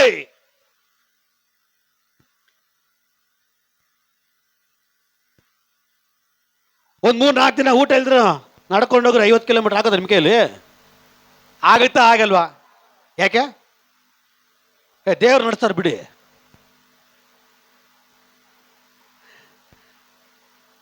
ಒಂದು ವಾರ ಊಟ ಮಾಡಿದ್ರೆ 50 ಕಿಲೋಮೀಟರ್ ನಡೀರಿ, ಆಗುತ್ತಾ? ಏಕೆ? ಯಾಕ್ರಿ? ಮನಸ್ಸಿದ್ದಾಗಿದೆ, ದೇಹಕ್ಕೆ ಬಲ ಸಾಲದು. ದೇಹಕ್ಕೆ ಬಲ ಬೇಕಾದ್ರೆ ಏನು ಮಾಡಬೇಕು? ಏನೂಟ? ಹೊಟ್ಟೆಗೆ ಇಡ್ಸೋ ಊಟ. ಹಲ್ಲೆಲೂಯಾ. ಈಗ ಈ ದೇಹ ಬಲ ಹೊಂದಬೇಕಾದ್ರೆ, ಈ ದೇಹ ಓಡಕ್ಕೆ ಶಕ್ತಿ ಬೇಕಾದ್ರೆ, ಈ ದೇಹ ಅನೇಕ ಕಿಲೋಮೀಟರ್ಗಳು ನಡಿಬೇಕು, ಅದಕ್ಕೆ ಶಕ್ತಿ ಬೇಕಾದ್ರೆ, ಈ ದೇಹಕ್ಕೆ ಆರೋಗ್ಯ ಬೇಕು, ಈ ದೇಹಕ್ಕೆ ಬಲ ಬೇಕು. ಈ ದೇಹಕ್ಕೆ ಬಲ ಬೇಕಾದ್ರೆ ಅದಕ್ಕೆ ಬೇಕಾಗಿರುವ ಹಾಗೆ ಆಹಾರವನ್ನು ಸೇವನೆ ಮಾಡಬೇಕು. ಹೌದಾ ಇಲ್ಲ? ಹೇಳ್ರಿ, ನಿದ್ದೆ ಮಾಡಬೇಡ್ರಿ. ಸೈತಾನ್ ನಿಮ್ಮ ನಿದ್ದೆ ಬರಲಿ, ನರಕ ಕರ್ಕೊಂಡು ಹೋಗ್ತಾನೆ ಅಂತ ಹೇಳ್ರಿ. ಹೇಳ್ರಿ, ನಿದ್ದೆ ಮಾಡಿದ್ರೆ ಡೈರೆಕ್ಟಾಗಿ ದೇವ್ರ ಎತ್ತಿ ನರಕಕ್ಕೆ ಹಾಕ್ಬಿಡ್ತಾರೆ. ಇದು ನಿದ್ದೆ ಮಾಡೋ ಛತ್ರ ಅಲ್ಲ ಇದು. ಇದು ನಿದ್ದೆ ಮಾಡೋ ಛತ್ರ ಅಲ್ಲ ಇದು. ನಿದ್ದೆ ಮಾಡೋ ಛತ್ರ ಮನೆಯಲ್ಲಿ ಬೆಡ್ರೂಮಲ್ಲಿದೆ. ಕೆಲ ಜನರು ಬಾತ್ರೂಮು ಬಿಡಲ್ಲ, ಬಾತ್ರೂಮಲ್ಲೂ ನಿದ್ದೆ ಮಾಡ್ತಾರೆ. Hallelujah, praise the Lord. ಯಾಕಂದ್ರೆ ಅಷ್ಟು ಪ್ರವೀಣರು ನಿದ್ದೆಯಲ್ಲಿ. ಹೇಳ್ರಿ, ಅಷ್ಟು ಪ್ರವೀಣರು ಏನ್ರಲ್ಲಿ? ನಿದ್ದೆಯಲ್ಲಿ. ಹಲ್ಲೆಲೂಯಾ. ಆಗ ಒಬ್ಬ ಎಲಿಯ ಒಂದು ಜಾಲಿ ಗಿಡದ ಮರದ ಕೆಳಗಡೆ ಕೂತಿರ್ತಾನೆ. ಆಹಾರ ಇಲ್ಲ, ದೇವದೂತರು ಬರ್ತಾರೆ, ಆಹಾರ ಕೊಡ್ತಾರೆ, ಬಲ ಒಂದು. ಯಾಕೆ? ಇನ್ನು ನೀನು ನಡಿಬೇಕಾಗಿರೋ ಪ್ರಯಾಣ ತುಂಬ ದೂರ ಇದೆ, ನಿನ್ನ ದೇಹಕ್ಕೆ ಬಲ ಬೇಕು, ತಗೋ ಆಹಾರ ಸೇವಿಸು ಅಂತೇಳಿ ಒಬ್ಬ ದೇವದೂತನು ಬಂದು ಜಾಲಿ ಗಿಡದ ಮರದ ಕೆಳಗಡೆ ಕೂತಿದ್ದಂಥ ಎಲಿನಿಗೆ ಆಹಾರ ಕೊಟ್ಟು ಬಲಪಡಿಸಿ ಕರ್ಕೊಂಡೋದ್ರು. ದೇಹಕ್ಕೆ ಬಲ ಬೇಕು. ಹಾಗೇನೆ ಆತ್ಮಿಕರಿಗೆ ಒಳಗಡೆ ಒಂದು ಆತ್ಮ ಇದೆ. ಆ ಆತ್ಮಕ್ಕೂ ಕೂಡ ಒಂದು ಬಲ ಬೇಕು, ಆ ಆತ್ಮಕ್ಕೂ ಕೂಡ ಶಕ್ತಿ ಬೇಕು. ಅದಕ್ಕೆ ಆಹಾರ ಏನು ಗೊತ್ತಾ? ಬಿರಿಯಾನಿ ಅಲ್ಲ. ಅದಕ್ಕೆ ಆಹಾರ ಏನು ಗೊತ್ತಾ? ಅನ್ನ ಸಾಂಬಾರಲ್ಲ. ಒಳಗಡೆ ಒಬ್ಬ ಮನುಷ್ಯ ಇದ್ದಾನೆ, ಹೊರಗೊಬ್ಬ ಮನುಷ್ಯ ಇದ್ದಾನೆ. ಹೊರಗಿನ ಮನುಷ್ಯನಿಗೆ ಲೋಕದ ಆಸೆ, ಲೋಕದ ಇಚ್ಛೆ, ಲೋಕದ ಮೋಹ, ಬಟ್ಟೆ, ಒಡವೆ, ಇದು. ಒಳಗಿರುವುದು ಒಬ್ಬ ಮನುಷ್ಯ ಇದ್ದಾನೆ, ಅವನು ಕೂಡ ನಾವು ಬಲಪಡಿಸ್ಬೇಕಲ್ವಾ? ಅವನಿಗೆ ಕೂಡ ನಾವು ಆಹಾರ ಕೊಡಬೇಕಲ್ಲ. ಈ ಆಹಾರ ಏನು? ಆತ್ಮಿಕವಾದ ಆಹಾರ. ಈ ಆತ್ಮಿಕವಾದ ಆಹಾರ ಅಂದ್ರೆ ಏನು? ಈ ಆತ್ಮಿಕವಾದ ಆಹಾರ ಅಂದ್ರೆ ದೇವರ ವಾಕ್ಯ, ಉಪವಾಸ, ಪ್ರಾರ್ಥನೆ, ದೇವರ ಪರಿಶುದ್ಧತೆ, ದೇವರ ಸಮ್ಮುಖದಲ್ಲಿ ಕೂತುಕೊಂಡು ದೇವರ ಮಾರ್ಗದಲ್ಲಿ ನಡೆಯುವಂಥದ್ದು ಒಳಗಿರುವಂಥ ಮನುಷ್ಯನಿಗೆ ಬಲ. ಅದಕ್ಕೆ ವಾಕ್ಯ ದಿವಸಕ್ಕೆ 2 ಅಧ್ಯಾಯ ಆದರೂ ಓದಬೇಕು, ಮಿನಿಮಮ್ 5 ಓದಬೇಕು, 5 ಅಧ್ಯಾಯ ಓದಬೇಕು. ಸೋಂಬೇರಿಗಳು ನಾವು. ಅಟ್ಲೀಸ್ಟ್ ಒಂದು 2 ಅಧ್ಯಾಯ ಆದರೂ ಓದಬೇಕಲ್ಲ. ಎಷ್ಟೋ ಜನರಿಗೆ ವಿದ್ಯಾಭ್ಯಾಸ ಇಲ್ಲದವರು ಎದೆ ಬಡ್ಕೊಳ್ತಾ ಇದ್ದಾರೆ. ಅಯ್ಯೋ ನನಗೆ ವಿದ್ಯೆ ಇಲ್ವೇ, ಓದಕ್ಕೆ ಬರಲ್ಲ, ಬೈಬಲ್ ಓದಲಿಕ್ಕೆ ಆಗ್ತಾ ಇಲ್ವೇ ಅಂತೇಳಿ. ಬಟ್ ನಿಮ್ಮ ದೇವರು ವಿದ್ಯೆ ಕೊಟ್ಟಿದ್ದಾರೆ, ಆದರೂ ಓದ್ತಾ ಇಲ್ಲ. ದೇವರ ವಾಕ್ಯಗಳು ಓದುವಾಗಲೇ ಸತ್ಯಗಳು ನಮಗೆ ಗೊತ್ತಾಗೋದು. ನರಕ ಏನು, ಸ್ವರ್ಗ ಏನು, ಲೋಕ ಏನು, ಪ್ರಪಂಚ ಏನು ನಡೆಯುತ್ತೆ, ಏನಾಗುತ್ತೆ, ಹೇಗಿರಬೇಕು, ಸೇವಕರಿಗೆ ಹೇಗೆ ವಿದ್ಯಾರಾಗಬೇಕು, ಸಭೆಗೆ ಹೆಂಗೆ ಹೋಗ್ಬೇಕು, ಪ್ರತಿಯೊಂದು ಅರ್ಥ ಆಗಬೇಕಾದ್ರೆ ವಾಕ್ಯ ಓದಲೇಬೇಕು. ನಿನ್ನ ಬಲ, ಆತ್ಮಿಕದಲ್ಲಿ ಬಲ ಹೊಂದಬೇಕಾದ್ರೆ ವಾಕ್ಯ ಓದಿ ಧ್ಯಾನ ಮಾಡಲೇಬೇಕು. ಪ್ರತಿನಿತ್ಯ ಅಟ್ಲೀಸ್ಟ್ ಒಂದು ಟೈಮ್ ಒಂದು ಅಧ್ಯಾಯ ಅಂದ್ಬಿಟ್ಟು ಒಂದು ಒಳ್ಳೆ ಆಹಾರ ಹಾಕಬೇಕು ಒಳಗಡೆ ಇರುವಂಥ ಮನುಷ್ಯನಿಗೆ. ದಿವಸಕ್ಕೆ 3 ಸಾರಿ ತಿಂತೀವಲ್ಲ, ತಿನ್ನೋದಲ್ಲ, ನುಂಗುತ್ತೀವಲ್ಲ. ಅದೇ ಥರ ಒಳಗಡೆ ಇರುವಂಥ ಆತ್ಮನಿಗೂ ಕೂಡ, ಒಳಗಡೆ ಇರುವಂಥ ಮನುಷ್ಯನಿಗೂ ಕೂಡ ನುಂಗಿಸ್ಬೇಕಲ್ಲ ಏನಾದರೂ ಆತ್ಮಿಕ ಆಹಾರ. ಅದೇನು ಗೊತ್ತಾ? ಅದೇ ಪ್ರಾರ್ಥನೆ, ದೇವರ ವಾಕ್ಯ, ಪರಿಶುದ್ಧ ಆತ್ಮನ ಸಹಾಯ, ಪರಿಶುದ್ಧತೆ. ಸರಿ, ಈಗ ರಕ್ಷಣೆ ಒಂದು ಎಷ್ಟು ವರ್ಷಗಳಾಯಿತು, ಎಷ್ಟು ಬದಲಾಗಿದ್ದೀರಿ? ನಿನ್ನ ಕಣ್ಣಲ್ಲಿ ಬದಲಾವಣೆ ಬಂದಿದೆಯಾ? ನಿನ್ನ ಕಿವಿಯಲ್ಲಿ ಬದಲಾವಣೆ ಬಂದಿದೆಯಾ? ನಿನ್ನ ಚಿಂತೆಯಲ್ಲಿ ಬದಲಾವಣೆ ಬಂದಿದೆಯಾ? ನಿನ್ನ ಬಾಯಿ ಮಾತುಗಳಲ್ಲಿ ಬದಲಾವಣೆ ಬಂದಿದೆಯಾ? ನಿನ್ನ ಹೃದಯದ ಇಚ್ಛೆಗಳಲ್ಲಿ, ಹೃದಯದ ಬಯಕೆಗಳಲ್ಲಿ ಬದಲಾವಣೆ ಬಂದಿದೆಯಾ? ನಿನ್ನ ಶರೀರದಲ್ಲಿ ಬದಲಾವಣೆ ಬಂದಿದೆಯಾ? ನಿನ್ನ ನಡವಳಿಕೆಯಲ್ಲಿ ಬದಲಾವಣೆ ಬಂದಿದೆಯಾ? ನೀನು ಹಾಕೋ ಬಟ್ಟೆಯಲ್ಲಿ ಬದಲಾವಣೆ ಬಂದಿದೆಯಾ? ನೀನು ಮಾಡೋ ಕಟ್ಟಿಂಗಲ್ಲಿ ಬದಲಾವಣೆ ಆಗಿದೆಯಾ? ನೀನು ಜೀವಿಸ್ತಾರ ಮನೆಯಲ್ಲಿ ಜೀವಿತ ಅದು ಬದಲಾಗಿದೆಯಾ? ಯೇಸು ಸ್ವಾಮಿ ನಂಬಿಕೆನ ಮುಂಚೆ ಮನೆಯಲ್ಲಿ ಪ್ರಾರ್ಥನೆ ಇಲ್ಲ, ಇವಾಗ ಪ್ರಾರ್ಥನೆ ಇಲ್ಲ. ಯೇಸು ಸ್ವಾಮಿ ನಂಬಿಕೆನ ಮುಂಚೆ ಯಾವ ರೀತಿ ಧರಿಸ್ಕೊಳ್ತಾ ಇದ್ದ, ಇವಾಗ ಹಾಗೆ ಧರಿಸ್ಕೊಳ್ತಾ ಇದ್ದೀನಿ. ಯೇಸು ಸ್ವಾಮಿ ನಂಬಿಕೆನ ಮುಂಚೆ ಹೇಗೆ ಮಾತಾಡ್ತಾ ಇದ್ದ, ಇವಾಗ ಹಾಗೆ ಮಾತಾಡ್ತಾ ಇದ್ದೀನಿ. ಯೇಸು ಸ್ವಾಮಿ ನಂಬಿಕೆನ ಮುಂಚೆ ಹೇಗೆ ಸುಳ್ಳು ಹೇಳ್ತಾ ಇದ್ದ, ಇವಾಗೂ ಸುಳ್ಳು ಹೇಳ್ತಾ ಇದ್ದೀನಿ. ಮತ್ತೆ ಏನಕ್ಕೆ ಯೇಸು, ಮತ್ತೆ ಏನಕ್ಕೆ ಚರ್ಚು, ಮತ್ತೆ ಏನಕ್ಕೆ ಬೈಬಲ್, ಮತ್ತೆ ಏನಕ್ಕೆ ದೇವರ ರಾಜ್ಯ? ಪ್ರೈಸಲೋ. ಹೊಸ ಗಾಡಿ ಪಂಚರ್, 2 ಟೈರ್ ಪಂಚರ್ ಆಗಿದೆ. ಮೆಕ್ಯಾನಿಕ್ ಶಾಪ್ ತಗೊಂಡೋಗಿದ್ದೀನಿ. ಅವನು ಹೆಂಗೆ ಅಲ್ಲಿ ನಟ್ಟು ಬೋಲ್ಟ್ ಬಿಸ್ತಾನೋ ಸೈಲೆಂಟ್ ಆಗಿರ್ಬೇಕು. ಹೊಸ ಗಾಡಿ ಆಲ್ ಡ್ಯಾಮೇಜ್ ಆಗುತ್ತೆ, ಇಲ್ಲಿ ಲೇಟ್ ಆಗುತ್ತೆ, ಅದೆಲ್ಲ ನಡೆಯಲ್ಲ ಅವನ ಹತ್ರ. ಗ್ಯಾರೇಜಲ್ಲಿ ಬಿಟ್ಟಿದ್ಯಾ, ಪಂಚರ್ ಹಾಕಿ ಕೊಡಬೇಕು, ಹೇಳೋಕ್ಕಾಗಲ್ಲ. ಟಚರ್ ಬೋಲ್ಟ್ ನಟ್ಟು ಟಚ್ ಆಗುತ್ತೆ, ಕ್ರಾಚಸ್ ಆಗುತ್ತೆ, ಏನು ಮಾಡೋಕ್ಕಾಗಲ್ಲ. ಅವೇನಪ್ಪ, ಈಗ ಒಳ್ಳೆ ಹೊಸ ಕಾರ್ ಶೋರೂಮ್ ಕಾರ್ ತಗೊಂಡೋಗಿ ಗ್ಯಾರೇಜ್ ಬಿಟ್ಟರೆ ಎಲ್ಲೂ ಕ್ರಾಚಸ್ ಆಗಲ್ವಾ? ನಾವಾದರೆ ನಿಧಾನಕ್ಕೆ ಬಿಸ್ತೀವಿ. ನಾವಾದರೆ ನೆಟ್ಟು ಬೋಲ್ಟು ಎಲ್ಲ ಏನು ಮಾಡ್ತೀವಿ, ಎಲ್ಲಿ ಏಟ್ ಆಗ್ಬಿಡುತ್ತೋ, ಎಲ್ಲಿ ಪೈಂಟ್ ಹೋಗ್ಬಿಡುತ್ತೋ ನಿಧಾನಕ್ಕೆ ಬಿಸ್ತೀವಿ. ಬಟ್ ಗ್ಯಾರೇಜಲ್ಲಿ ಹಂಗೆ ಬಿಸ್ತಾರಾ? ಹೆಂಗೆ ಬಿಸ್ತಾರೆ? ಅಣ್ಣ ಹಂಗಣ್ಣ ಹಿಂಗಣ್ಣ ಮುಚ್ಕೊಂಡು ನಿನ್ನ ಗಾಡಿ ಎತ್ಕೊಂಡು ಹೋಗ್ತಾರ ಅಂತ ಹೇಳ್ತಾರ. ಏನೋ ಬಾಯಿ ಮುಚ್ಕೊಂಡು ನಿನ್ನ ಗಾಡಿನ ಎತ್ಕೊಂಡು ಹೋಗ್ತಾರ ಅಂತ ಹೇಳ್ತಾರೆ. ಅಲ್ಲೂಯ್ಯ, ನಿನ್ನ ಗಾಡಿ ಶೋರೂಮ್ ಗಾಡಿಯರೇ ಆಗಿರಲಿ, ಸೆಕೆಂಡ್ ಗಾಡಿಯರೇ ಆಗಿರಲಿ, ಯಾರಾಗಿರಲಿ, ಅವ್ರು ಯಾವ ಕೆಲಸ ಹಿಂಗೆ ಕಲ್ತಿರ್ತಾರೋ ಅವ್ರು ಹಂಗೆ ಮಾಡೋದು. ಅಯ್ಯೋ ಅಲ್ಲಿ ಆಟ ಆಗ್ಬಿಡುತ್ತೆ, ಅಯ್ಯೋ ಇಲ್ಲಿ ಮಸಿ ಆಗ್ಬಿಡ್ತು, ಅಲ್ಲ ಗಲೀಜ್ ಆಗ್ಬಿಡ್ತು, ಅಲ್ಲಿ ಐಲ್ ಆಗ್ಬಿಡ್ತು ಅಂದ್ರೆ ತಗೊಂಡು ನಿನ್ನ ಗಾಡಿ ಅಂತಾರೆ. ಬ್ಯೂಟಿ ಪಾರ್ಲರ್ಗೆ ಹೋಗ್ತೀವಿ ಇಲ್ವಾ? ಹೋಗೋರ್ ಕೈ ಇದ್ರೆ ಸತ್ಯವನ್ನು ಹೇಳುತ್ತಾನೆ, ಸತ್ಯವನ್ನು ಬಿಟ್ಟು ಬೇರೆ ಏನು ಹೇಳೋದಿಲ್ಲ. ಹೇಳ್ರಿ, ನಾನು ಬ್ಯೂಟಿ ಪಾರ್ಲರ್ಗೆ ಹೋಗ್ತೀನಿ ಅನ್ನೋರು ಕೈ ಐತ್ರಿ. ಹೋಯ್ತೀರಾ? ಐಬ್ರಾ ಮಾಡಿಸ್ಕೊಂತಾರೆ ಇಲ್ವಾ? ಐಬ್ರೋ ಮಾಡಿಸ್ಕೊಂತಾರೆ ಇಲ್ಲ? ಏನು ಕತ್ತರಿ ಕಟ್ ಮಾಡ್ತಾರಾ ಐಬ್ರೋ? ಅವ್ರ ಹತ್ರ ಒಂದು ನಿಡ್ಲಿರ್ತದೆ, ಒಂದು ದಾರ ಇರ್ತದೆ. ದಾರದಲ್ಲಿ ನೀವು ಹೇಳ್ರಿ, ಐಬ್ರೋ ಮಾಡುವಾಗ ಎಷ್ಟು ಸಾರಿ ಅವ್ರು ನಿಮ್ಮ ಸ್ಕಿನ್ ಎತ್ತಿಲ್ಲ?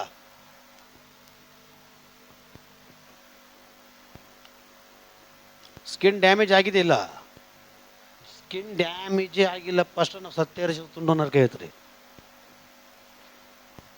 ಕಟಿಂಗ್ ಶಾಪ್ಗೆ ಹೋದ್ರೆ ಸುಮ್ಮನೆ ಬ್ಲೇಡ್ ಹಾಕಿ ಶೇವಿಂಗ್ ಮಾಡೋ 4-5 ಕಡೆ ಕೃಪೆ ಹಾಕಿರ್ತಾನೆ ನಮಗೆ. ಹಾಕ್ರಿ, ಎಲ್ಲ ಎದೆ ಮೇಲೆ ಹಾಕ್ರಿ. ಅಲ್ಲೂಯ್ಯ. ಕಟಿಂಗ್ ಶಾಪ್ಗೆ ಹೋದ್ರೆ ಜಸ್ಟ್ ಶೇವಿಂಗ್ ಮಾಡುವಾಗ ಅವ್ನು ಸುಮಾರು ವರ್ಷದಿಂದ ಕೆಲಸ ಮಾಡ್ತಾವನೆ. ಚಿಕ್ಕ ಹುಡುಗರಿಂದ ಅವ್ರು ಕೆಲಸ ಕಲ್ತಿರೋದು, ಅವ್ರಿಗೆ ಗೊತ್ತಿಲ್ಲ ಹೆಂಗೆ ಮಾಡ್ಬೇಕಂತ. ಅವ್ನು ಎಷ್ಟೇ ವರ್ಷದಿಂದ ಕಲ್ತಿರ್ಲಿ, ಅಲ್ಲಿ ಹೋಗ್ಬಿಟ್ಟು ನಾವು ಮಕ್ಕ ಕೊಟ್ಟರೆ ಸಾಕು, ಅಲ್ಲೊಂದು ಕುರುಪು ಇಲ್ಲೊಂದು ಕುರುಪು ಹಾಕಿರ್ತಾನೆ ಸಣ್ಣಗೆ ಲೈಟಿಗೆ. ಅದು ಏನು ಹಾಕ್ಬಾರ್ದು ಅಂದ್ಬಿಟ್ಟು, ಅದೇನು ಹಾಕ್ಬಾರ್ದು ಅಂದ್ಬಿಟ್ಟು ಡೆಟಾಲ್ ಬರ್ತಾನೆ, ಡೆಟಾಲ್ ಹಚ್ಬಿಡ್ತಾನೆ. ಹಚ್ಬಿಟ್ರೆ ಏನು ಉರಿತದೆ ಗೊತ್ತಾ? ಉರಿಬೇಕು ತಿಳ್ಕೊಬೇಕು, ಅಲ್ಲೆಲ್ಲ ಕುರುಪುಗಳು ಬಿದ್ದಿದೆ ಅಂತ. ಅಲ್ಲೂಯ್ಯ. ಆದರೂ ಅಲ್ಲೇ ಹೋಗಿ ಮಾಡಿಸ್ಕೊಂತೀವಿ. ಎಷ್ಟೋ ಸಾರಿ ಸ್ಕಿನ್ ಏಟಾಗಿದೆ ಇಲ್ವಾ? ಅಪ್ಪ, ಸ್ಕಿನ್ನು ತೆಗೆದುಬಿಟ್ಟವಳಪ್ಪ ಬ್ಯೂಟಿ ಪಾರ್ಲರಲ್ಲಿ, ನೆಕ್ಸ್ಟ್ ನಾನು ಹೋಗೋದಿಲ್ಲ ನನ್ನ ಸತಿ ತುಂಡು ಯಾರಿದ್ದಾರ ಇಲ್ಲಿ? ನೆಕ್ಸ್ಟ್ ಏನು ಮಾಡ್ತಾರೆ? ಅಲ್ಲೇ ಹೋಗ್ತಾರೆ, ಬೇರೆ ವಿಧಿ ಇಲ್ಲ. ಗೊತ್ತು ಸ್ಕಿನ್ನು ಏಟಾಗುತ್ತೆ, ಆದರೂ ಹೋಗ್ತಾರೆ, ಪರವಾಗಿಲ್ಲ. ಯಾಕೆ? ಅಂದವ ಕಾಣಬೇಕು. ಚರ್ಚಲ್ಲಿ ಬಂದು ಕೂತ್ಕೊಂಡು ಪಾಪದ ಕುರಿತು ಮಾತಾಡುವಾಗ ಸ್ವಲ್ಪ ನೋವಾಗಂಗಿಲ್ಲ, ಚರ್ಚ್ ಸರಿ ಇಲ್ಲ. ಆಶೀರ್ವಾದದ ಕುರಿತು ಮಾತಾಡ್ರೆ ನಮ್ಮ ಥರ ಚರ್ಚ್ ಬೇರೆ ಕಡೆ ಇಲ್ಲ. ಬಿಡುಗಡೆ ಪ್ರಸಂಗ ಮಾಡ್ರೆ ನಮ್ಮ ಥರ ಪಾಸ್ಟರ್ ಬೇರೆ ಇಲ್ಲ. ಬಿಡುಗಡೆಗಳು ನಡೆದ್ರೆ ನಮ್ಮ ಥರ ಚರ್ಚ್ ಇನ್ನೊಂದು ಜಾಗದಲ್ಲಿ ಇಲ್ಲ. ಬಿಡುಗಡೆಗಳಿಗಿಂತ ಎಲ್ಲಾ ದೊಡ್ಡ ಬಿಡುಗಡೆ ಯಾವ್ದು ಗೊತ್ತಾ?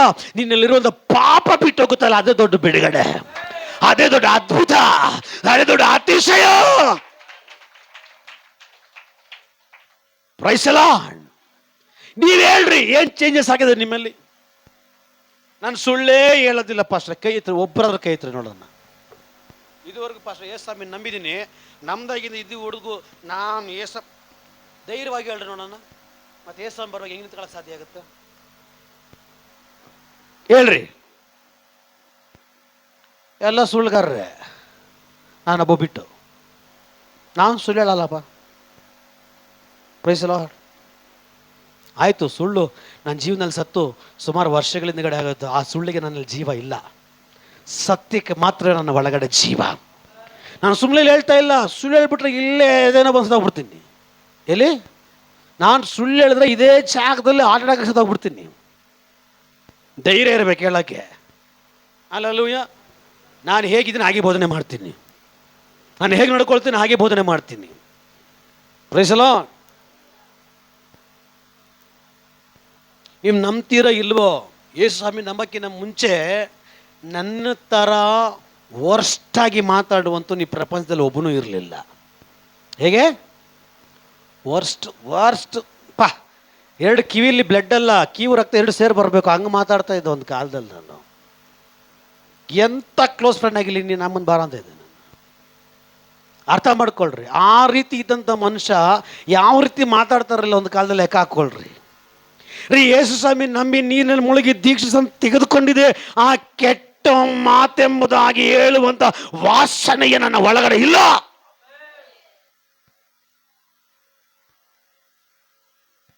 ಅವಾಗ ಆತುರ ಪಡ್ತಾ ಇತ್ತು ನನ್ನ ಕೈಗಳು ಕಾಲುಗಳೆಲ್ಲ ಒಡೆಯಕ್ಕೆ ಜನಗಳನ್ನ. ಇವತ್ತಿಲ್ಲ.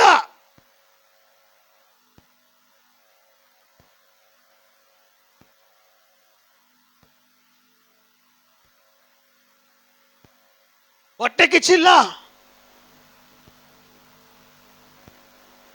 ಕೆಟ್ಟ ನಡವಳಿಕೆ ಇಲ್ಲ. ಯಾಕೆ? ಕ್ರಿಸ್ತನ ಒಳಗಡೆ ಬಂದಿದ್ದೀನಿ. ಎಲ್ಲ ಚೇಂಜು, ಎಲ್ಲ ಬದಲಾವಣೆ. ಈಗ ನೀವು ಹೇಳ್ರಿ, ಏನು ಬದಲಾವಣೆ ಆಗಿದೆ ನಿಮ್ಮಲ್ಲಿ? ನೀವು ನಂಬ್ತೀರಾ ಇಲ್ವೋ? ದೀಕ್ಷಿಸ್ತರು ತೆಗೆದುಕೊಂಡಾಗಿಂದ ಹಿಡಿದು ಇಲ್ಲಿವರೆಗೂ ಅಮ್ಮ ಅಂದರೆ ಭಾನುವಾರ ಚರ್ಚ್ಗೆ ನನಗೆ ಗೊತ್ತಿ ಇಲ್ಲದಿರುವಾಗ ಅವಾಗ ಅಷ್ಟೇನಿರಲಿಲ್ಲ. ಅಮ್ಮ ಅಂದರೆ ಒಂದು 4 ಅಥವಾ 3 ವಾರ ಮಿಸ್ ಮಾಡಿರ್ತೀನಿ ಅಷ್ಟೇ. ಎಷ್ಟು? 2, 3, 4 ಸಂಡೇ ಮಿಸ್ ಆಗಿದ್ದರೆ ಆಗಿರ್ಬೋದು. ಆಗಿಲ್ಲ, ಒಂದು ಇದಕ್ಕೆ ಹೇಳ್ತಾ ಇದ್ದೀನಿ, ಆಗಿದೆಯೇನೋ ಗೊತ್ತಿಲ್ಲ, ಬಟ್ ಆಗಿಲ್ಲ. ಆಗಿದ್ರೂ ಆಗಿರ್ಬೋದು ಒಂದು 3-4 ಸಂಡೇ ಅಷ್ಟೇ. ಅದು ಬಿಟ್ಟರೆ ಅಲ್ಲಿಂದ ಹಿಡಿದು ಇಲ್ಲಿವರೆಗೂ ಎಷ್ಟೇ ಜ್ವರ ಇರಲಿ, ಎಂತ ವಾಂತಿ ಭೇದಿ ಇರಲಿ, ಎಂಥ ರೋಗ ಇರಲಿ, ಬಂದು ಕುತ್ಕೊಂಡ್ಬಿಡ್ತೀನಿ. ಹಲ್ಲೆಲೂಯಾ.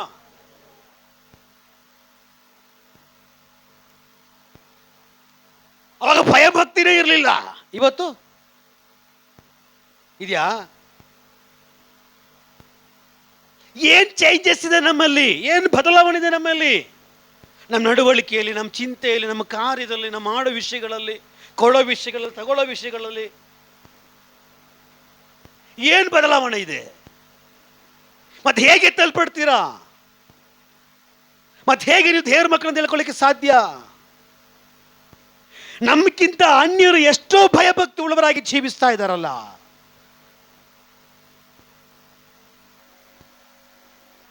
ನಮಗಿಂತ ಎಷ್ಟೋ ಚೆನ್ನಾಗಿ ಅನ್ಯರಿಗೆ ಭಕ್ತಿ ಇದೆಯಲ್ಲ. ನಮಗಿಂತ ಅನ್ಯರಿಗೆ ಎಷ್ಟೋ ಭಕ್ತಿ ಇದೆ. ಇದು ಮಾಡಬಾರ್ದು, ಅದು ಮಾಡಲ್ಲ. ಕೆಲವೊಂದು ಜಾಗದಲ್ಲಿ ಕಟ್ಟಿಂಗ್ ಶಾಪ್ ಮಂಗಳವಾರ ತೆಗೆದೇ ಇಲ್ಲ, ಭಯ ಅವ್ರಿಗೆ, ಭಕ್ತಿ. ಕೆಲವೊಂದು ಜಾಗದಲ್ಲಿ ಸೋಮವಾರ ದಿವಸಗಳಲ್ಲಿ ಚಿಕನ್ ಅಂಗಡಿ ಓಪನೇ ಮಾಡಲ್ಲ, ಭಕ್ತಿ, ಭಯ. ಶುಕ್ರವಾರದ್ದು ಬೇರೆ ಯಾರಿಗೂ ದುಡ್ಡೇ ಕೊಡಲ್ಲ ಇವರು. ಅಮಾವಾಸ್ಯೆ ದಿನಗಳಲ್ಲಿ ಯಾವ ಕಾರ್ಯಗಳು ಮಾಡಲ್ಲ ಇವರು. ಅಮಾವಾಸ್ಯೆಗಳಲ್ಲಿ ಸೇಟುಗಳ ಅಂಗಡಿಗಳ ತೆಗೆಯಲ್ಲ. ಎಷ್ಟು ಭಯ ಇದೆ ನೋಡ್ರಿ ಅವರಿಗೆ. ಒಂದು ದಿನಕ್ಕೆ ಎಷ್ಟು ಸಾವಿರಾರು ರೂಪಾಯಿ ಲಾಭ ಆಗುತ್ತೆ ಅವರಿಗೆ, ಅಂಥದನ್ನ ಕ್ಲೋಸ್ ಮಾಡ್ತಾರೆ.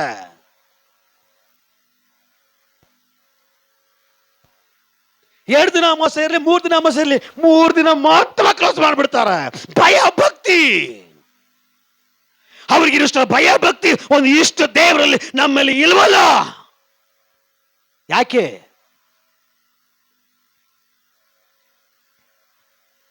ಎಲ್ಲಿ ಹೋಯ್ತು ಭಯ ಭಕ್ತಿ? ಎಲ್ಲಿ ಹೋಯ್ತು ಸಮರ್ಪಣೆ? ಎಲ್ಲಿ ಹೋಯ್ತು ಆ ದೇವರ ಮೇಲೆ ಪ್ರೀತಿ? ಎಲ್ಲಿ ಹೋಯ್ತು ನಿಮ್ಮ ತಾಳ್ಮೆ? ಎಲ್ಲಿ ಹೋಯ್ತು ನಿಮ್ಮ ತಗ್ಗಿಸುವಿಕೆ? ಎಲ್ಲಿ ಹೋಯ್ತು ಪ್ರಾರಂಭ ದಿನಗಳಲ್ಲಿ ನಿಮ್ಮ ಒಳ ಕುದಿತಾ ಇತ್ತಲ್ವಂತ ದೇವರ ಒಂದು ಒಡಂಬಡಿಕೆ ಎಲ್ಲಿ? ಯೇಸುವನ್ನು ನಂಬಿದ ಪ್ರಾರಂಭ ದಿನಗಳಲ್ಲಿ ನಮ್ಮ ಒಳಗಡೆಯಿಂದ ಲೋಕ ಹೊರಗಡೆ ಹೋಯ್ತು, ಸ್ವರ್ಗ ಒಳಗಡೆ ಬಂತು. ಕೆಲವು ದಿನಗಳು ಹೋಗ್ತಾ ಹೋಗ್ತಾ ಹೋಗ್ತಾ ಹೋಗ್ತಾ ಇದಕ್ಕಿದಾಗೆ ಸ್ವಲ್ಪ ಸ್ವಲ್ಪ ನಮ್ಮ ಒಳಗಡೆ ಏನು ಬರ್ಲಿಕ್ಕೆ ಪ್ರಾರಂಭ ಆಯ್ತು. ಯಾವುದು ಲೋಕ ಬಿಟ್ಟೋಗಿತ್ತೋ ಆ ಲೋಕ ಒಂದೊಂದೇ ಒಂದೊಂದೇ ಒಂದೊಂದೇ ಮತ್ತೆ ಬಂದು ಬಂದು ಬಂದು ಒಳಗಡೆ ಮನೆ ಮಾಡ್ಕೊಂಡ್ಬಿಡ್ತು. ಈಗ ನಮ್ಮಲ್ಲಿ ಏನಿಲ್ಲ, ಸ್ವರ್ಗ ಇಲ್ಲ. ಈಗ ನಮ್ಮೇಲೆ ಏನು ತುಂಬಿಕೊಂಡಿದೆ? ಕಣ್ಣಲ್ಲಿ ಏನು ತುಂಬಿಕೊಂಡಿದೆ? ಬಾಯಿಲಿ ಏನು ತುಂಬಿಕೊಂಡಿದೆ? ಕಿವಿಲಿ ಏನು ತುಂಬಿಕೊಂಡಿದೆ? ಹೃದಯದಲ್ಲಿ ಏನು ತುಂಬಿಕೊಂಡಿದೆ? ಈ ದೇಹದಲ್ಲಿ ಏನು ತುಂಬಿಕೊಂಡಿದೆ? ಲೋಕ ಲೋಕ ಲೋಕ ಲೋಕ ಲೋಕ ನೋಡುವ ಹಾಗೆ, ಲೋಕಕ್ಕೆ ಸಂಬಂಧಪಟ್ಟ ಹಾಗೆ ಎಷ್ಟೋ ಕಾರ್ಯಗಳನ್ನ ಮಾಡ್ತಾ ಇದೆಯಲ್ಲ, ಇದೆಲ್ಲ ಅಳಿದು ಹೋಗುತ್ತೆ. ಕೊನೆಯದಾಗಿ ನಿಲ್ಲದೊಂದೇ ಒಂದು ಆತ್ಮ. ಆತ್ಮಕ್ಕಾಗಿ ಪ್ರಯಾಸ ಪಡು, ಆತ್ಮಕ್ಕಾಗಿ ದುಡಿ. ನಿನ್ನ ಒಳಗಡೆ ಇರುವಂಥ ಆತ್ಮಕ್ಕಾಗಿ ಕಷ್ಟಪಡು. ನಿನ್ನ ಒಳಗಡೆ ಇರುವಂಥ ಆತ್ಮವನ್ನು ಶೃಂಗರಿಸು. ನಿನ್ನ ಒಳಗಡೆ ಇರುವಂಥ ಆತ್ಮವನ್ನು ಅಲಂಕರಿಸು. ನಿನ್ನ ಒಳಗಡೆ ಇರುವಂಥ ಆತ್ಮವನ್ನು ಶುದ್ಧಿ ಮಾಡಿಕೋ. ದೇಹ ದೇಹ ದೇಹ ಸಾಯ್ಬೇಡ. ದೇಹ ಮಣ್ಣಿಗೆ ಮಣ್ಣಾಗಿ ಹೋಗಿ ಹುಳ ಹಿಡಿಯುತ್ತೆ. ನೀನು ಸತ್ತ 24 ಗಂಟೆಯಲ್ಲಿ ಹುಳ ಬೀಳುತ್ತೆ ನಿನ್ನ ದೇಹಕ್ಕೆ. ಪ್ರಾಣ ದೇವರು ಕೊಟ್ಟು ದೇವ್ರ ಹತ್ರ ಹೋಗುತ್ತೆ. ಬಟ್ ನಿನ್ನ ಒಳಗಡೆ ಒಂದು ಆತ್ಮ ಇದೆಯಲ್ಲ, ಆತ್ಮ ಎಲ್ಲಿ ಹೋಗುತ್ತೆ? ಆ ಆತ್ಮವನ್ನು ಸಿದ್ಧ ಮಾಡ್ಕೋ, ಆ ಆತ್ಮವನ್ನು ತಯಾರು ಮಾಡ್ಕೋ, ಆ ಆತ್ಮವನ್ನು ಪ್ರಿಪೇರ್ ಮಾಡ್ಕೋ. ಆ ಆತ್ಮಕ್ಕೆ ಏನ್ ಬೇಕು ಅದನ್ನ ಅಲಂಕರಿಸು. ಆತ್ಮ ಇರೋರು ಮಾತ್ರ ದೇವ್ರಿಗೆ ಸ್ತೋತ್ರ ಮಾಡ್ರಿ. ಇಲ್ಲೇ ಇದ್ದೀರಾ? ಕೂತಿರೋ ಸುಮ್ಮನೆ ಪರ್ಸನ್ಗೆ ಆತ್ಮನೇ ಇಲ್ಲ ಅಂತ ಕೂತಿದ್ದೀರಾ? ಆತ್ಮ ಇದೆಯಾ? ದೇವ್ರ ವಾಕ್ಯ ಹೇಳ್ತದೆ, ಅನ್ಯರಿಗೆ ಭಯ ಪಡಬೇಡ್ರಿ, ಪ್ರಾಣವನ್ನು ತೆಗಿಯೋನಿಗೆ ಭಯ ಪಡಬೇಡ್ರಿ, ಆತ್ಮವನ್ನು ದೇಹವನ್ನು ನರಕಕ್ಕೆ ಹಾಕುವಂತವನೊಬ್ಬನಿದ್ದಾನೆ, ಅವನಿಗೆ ನೋಡಿ ಭಯ ಪಡ್ರಿ ಅಂತ ದೇವ್ರ ವಾಕ್ಯ ಹೇಳುತ್ತೆ. ಅಂದರೆ ಒಳಗಡೆ ಒಂದು ಆತ್ಮ ಇದೆ. ಆತ್ಮವನ್ನು ನರಕಕ್ಕೆ ಹಾಕ್ಲಿಕ್ಕೆ ಸಾಧ್ಯ ಇರೋದು, ಸ್ವರ್ಗ ಕರ್ಕೊಂಡು ಹೋಗ್ಲಿಕ್ಕೆ ಸಾಧ್ಯವಿರೋದು ಒಬ್ಬರಿಗೆ ಮಾತ್ರವೇ, ಅದು ನಜರೇತಿನ ಯೇಸುವಿಗೆ ಮಾತ್ರ. ಇವತ್ತು ಬದುಕಳ್ರಿ. ನಿನ್ನಲ್ಲಿ ಪಾರಿಶುದ್ಧತೆ ಇಲ್ಲ ಅಂದರೆ, ನಿನ್ನ ಕಣ್ಣಲ್ಲಿ ಪಾರಿಶುದ್ಧತೆ ಇಲ್ಲ ಅಂದ್ರೆ ನೀನು ಯೇಸುವನ್ನ ಕಾಣ್ಲಿಕ್ಕೆ ಸಾಧ್ಯನೇ ಇಲ್ಲ. ನಿನ್ನ ಬಾಯಲ್ಲಿ ಪಾರಿಶುದ್ಧತೆ ಇಲ್ಲ ಅಂದ್ರೆ ನಿನ್ನ ಶಬ್ದ ದೇವ್ರು ಕೇಳಲಿಕ್ಕೆ ಸಾಧ್ಯವೇ ಇಲ್ಲ. ನಿನ್ನ ಕಿವಿಯಲ್ಲಿ ಪಾರಿಶುದ್ಧತೆ ಇಲ್ಲ ಅಂದ್ರೆ ದೇವರ ಸ್ವರ ಕೇಳಲಿಕ್ಕೆ ನಿನ್ನಿಂದ ಸಾಧ್ಯವಿಲ್ಲ. ನಿನ್ನ ಹೃದಯ ಶುದ್ಧವಾಗಿಲ್ಲ ಅಂದ್ರೆ ನಿನ್ನ ಹೃದಯದಲ್ಲಿ ಯೇಸು ಬರ್ಲಿಕ್ಕೆ ಸಾಧ್ಯವಿಲ್ಲ.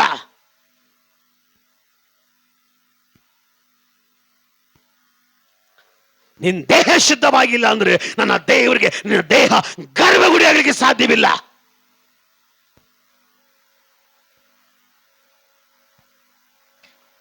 ಯೇಸು ಹೇಳ್ತಾರೆ, ಒಂದು ದೃಶ್ಯ, ಒಬ್ಬರ ಮೇಲೆ ದೆವ್ವ ಇದ್ದಂತೆ, ಆ ದೆವ್ವ ಬಿಟ್ಟು ಹೋಯ್ತಂತೆ. ಅದು ಹೋಗಿ ಅಲ್ಲಲ್ಲಿ ತಿರುಗಾಡಿ ಕೆರೆಗಳ ಹತ್ರ ನೀರುಗಳ ಹತ್ರ ಎಲ್ಲ ಹೋಗಿ ತಿರುಗಾಡ್ಕೊಂಡು ಮತ್ತೆ ಬರುವಾಗ 7 ದೆವ್ವಗಳನ್ನ ಕರ್ಕೊಂಡು ಬಂದು ಮತ್ತೆ ಅಲ್ಲೇ ಸೇರ್ಕೊಳ್ತಂತೆ. ದೇವ್ರು ಹೇಳ್ತಾರೆ, ಒಂದಿದ್ರೇನೆ ಅಯ್ಯಯ್ಯೋ ಅಂತ, ಅದರಲ್ಲಿ 7 ಬಂದ್ರೆ ತುಂಡೆ ಕಾಣ ತುಣಿಯ ಕಾಣ, ಏನೋ ತುಂಡೆ ಕಾಣ ತುಣಿಯ ಕಾಣ, ಪಾಕರ್ದಕ್ಕೆ ಆಳೆ ಇರೋದಿಲ್ವಂತೆ. ಒಂದು ಬಂದ್ರೆ ಆ ಪರಿಸ್ಥಿತಿ ಅಂದ್ರೆ 7 ಬಂದ್ಬಿಟ್ರೆ, ಅದ್ರಲ್ಲಿ ವಾಕ್ಯ ಬೀಳ್ತದೆ, ಗುಡಿಸಿ ಎಲ್ಲ ಕ್ಲೀನ್ ಮಾಡಿಟ್ರು ಮನೆನೇ ಅಂತೆ. ಮತ್ತೆ ಹೆಂಗ್ ಬರ್ಲಿಕ್ಕೆ ಸಾಧ್ಯ? ಗುಡಿಸಿ ಗಿಡಿಸಿ ಎಲ್ಲ ಅಲಂಕಾರ ಮಾಡೋದನ್ನ ನೋಡಿ ಮತ್ತೆ 7 ಬಂದು ಸೇರ್ಕೊಳ್ತಾವಂತೆ. ಗುಡಿಸೋದು ದೊಡ್ಡ ವಿಷಯ ಅಲ್ಲ ಅಂದ್ರೆ ಏನು? ಅಯ್ಯೋ ಏಸಪ್ಪನ ರಕ್ಷಕನು, ನಾನು ನಂಬಿದ್ದೀನಿ ಅಂತ ಬಂದ್ಬಿಟ್ಟು ಒಪ್ಪಿಸ್ಕೊಟ್ಬಿಟ್ಟು ನೀರಲ್ಲಿ ಮುಳುಗ್ಬಿಡೋದು ದೊಡ್ಡ ವಿಷಯ ಅಲ್ಲ. ನೀರಲ್ಲಿ ಮುಳುಗಿ ಮೇಲೆ ಬಂದ್ಬಿಟ್ಟು ವೈಟ್ ಆ್ಯಂಡ್ ವೈಟ್ ಸಾಕೊಂಡ್ಬಿಟ್ಟು ಅಲ್ಲೇಲೂಯ್ಯ ಸ್ತುತಿ ಮಾಡಿರಿ ವಾರ ಬಂದು ನಾಡಿ ಏನು ಪ್ರಯೋಜನ ಇಲ್ಲ. ಸೈತಾನ ನಿನ್ಕಿನ್ನ ಚೆನ್ನಾಗಿ ಆಡ್ತಾನೆ, ಸೈತಾನ ನಿನ್ಕಿನ್ನ ಚೆನ್ನಾಗಿ ವಾಕ್ಯಗಳು ಗೊತ್ತು. ಆಕೆಯ ಮನೆ ಗುಡಿಸಿ ಅಲಂಕರಿಸಿ ಎಲ್ಲ ಶುದ್ಧವಾಗಿತ್ತಂತೆ, ಆದ್ರೂ ಕೂಡ 7 ದೆವ್ವಗಳು ಬಂತಂತೆ. ಗುಡಿಸಿ ಕ್ಲೀನ್ ಮಾಡಿ ಎಲ್ಲ ಶುದ್ಧವಾಗಿದ್ದರೂ ಕೂಡ 7 ಬಂದಿದ್ರೆ ನಿಮ್ಮೇಲೆ ಎಷ್ಟಿರಲ್ಲ? ಈಗ ಲೆಕ್ಕ ಹಾಕೊಳ್ರಿ.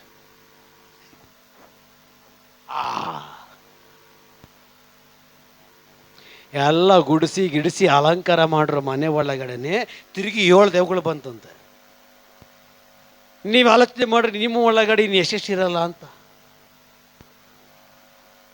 அல்லேலூய பாட்டுக்காரங்க நாங்க எல்லாம் ஏசப்பாக்கு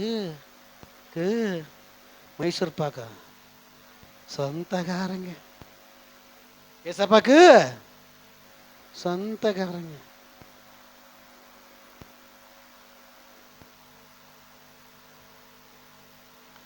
ಗುಡಿಸಿದೆ, ಅಲಂಕರಿಸಿದೆ, ಶುದ್ಧವಾಗಿದೆ, ಆದ್ರೂ ಕೂಡ ಒಂದೋಗಿ 7 ಬಂದಿದೆ. ಯಾಕೆ ಹೇಳ್ರಿ? ಏನಾರ ಗೊತ್ತಾ? ಗುಡಿಸಿ ಅಲಂಕರಿಸಿ ಎಲ್ಲ ಕ್ಲೀನ್ ಆಗಿದೆ, ಆದ್ರೂ 7 ಬಂದಿದೆ. ನಮ್ಮ ಮನೆಗಳು ನೋಡಬೇಕು ಎಷ್ಟು ಕ್ಲೀನಾಗಿರ್ತದೋ. ಆ ಬಾತ್ರೂಮ್ಗಳಿರೋ ಬಕೆಟಲ್ಲಿ ನೋಡಬೇಕು, ಬಾತ್ರೂಮ್ಗೆ ಹೋಗೋಕೆ ಮನ್ಸು ಬರಲ್ಲ. ನಾವೆಲ್ಲ ಕ್ಲೀನ್ ಬಿಡ್ರಿ, ನಾವೆಲ್ಲ ತುಂಬ ಕ್ಲೀನು. ಕೆಲವರು ಕಿಚನ್ ಮನೆಗೆ ಹೋಗಿ ನೋಡಬೇಕು, ಸ್ಟೋವ್ಗಳ ಮೇಲೆ ಇಷ್ಟು ದಪ್ಪ ಇರ್ತದೆ.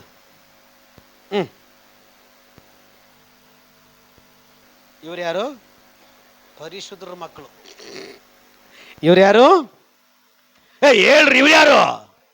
ಇವ್ರು ಯಾರು? ಪರಿಶುದ್ಧರ ಮಕ್ಕಳು. ಮನೆಯಲ್ಲಿ ಹೆಂಗಿರ್ತದೆ?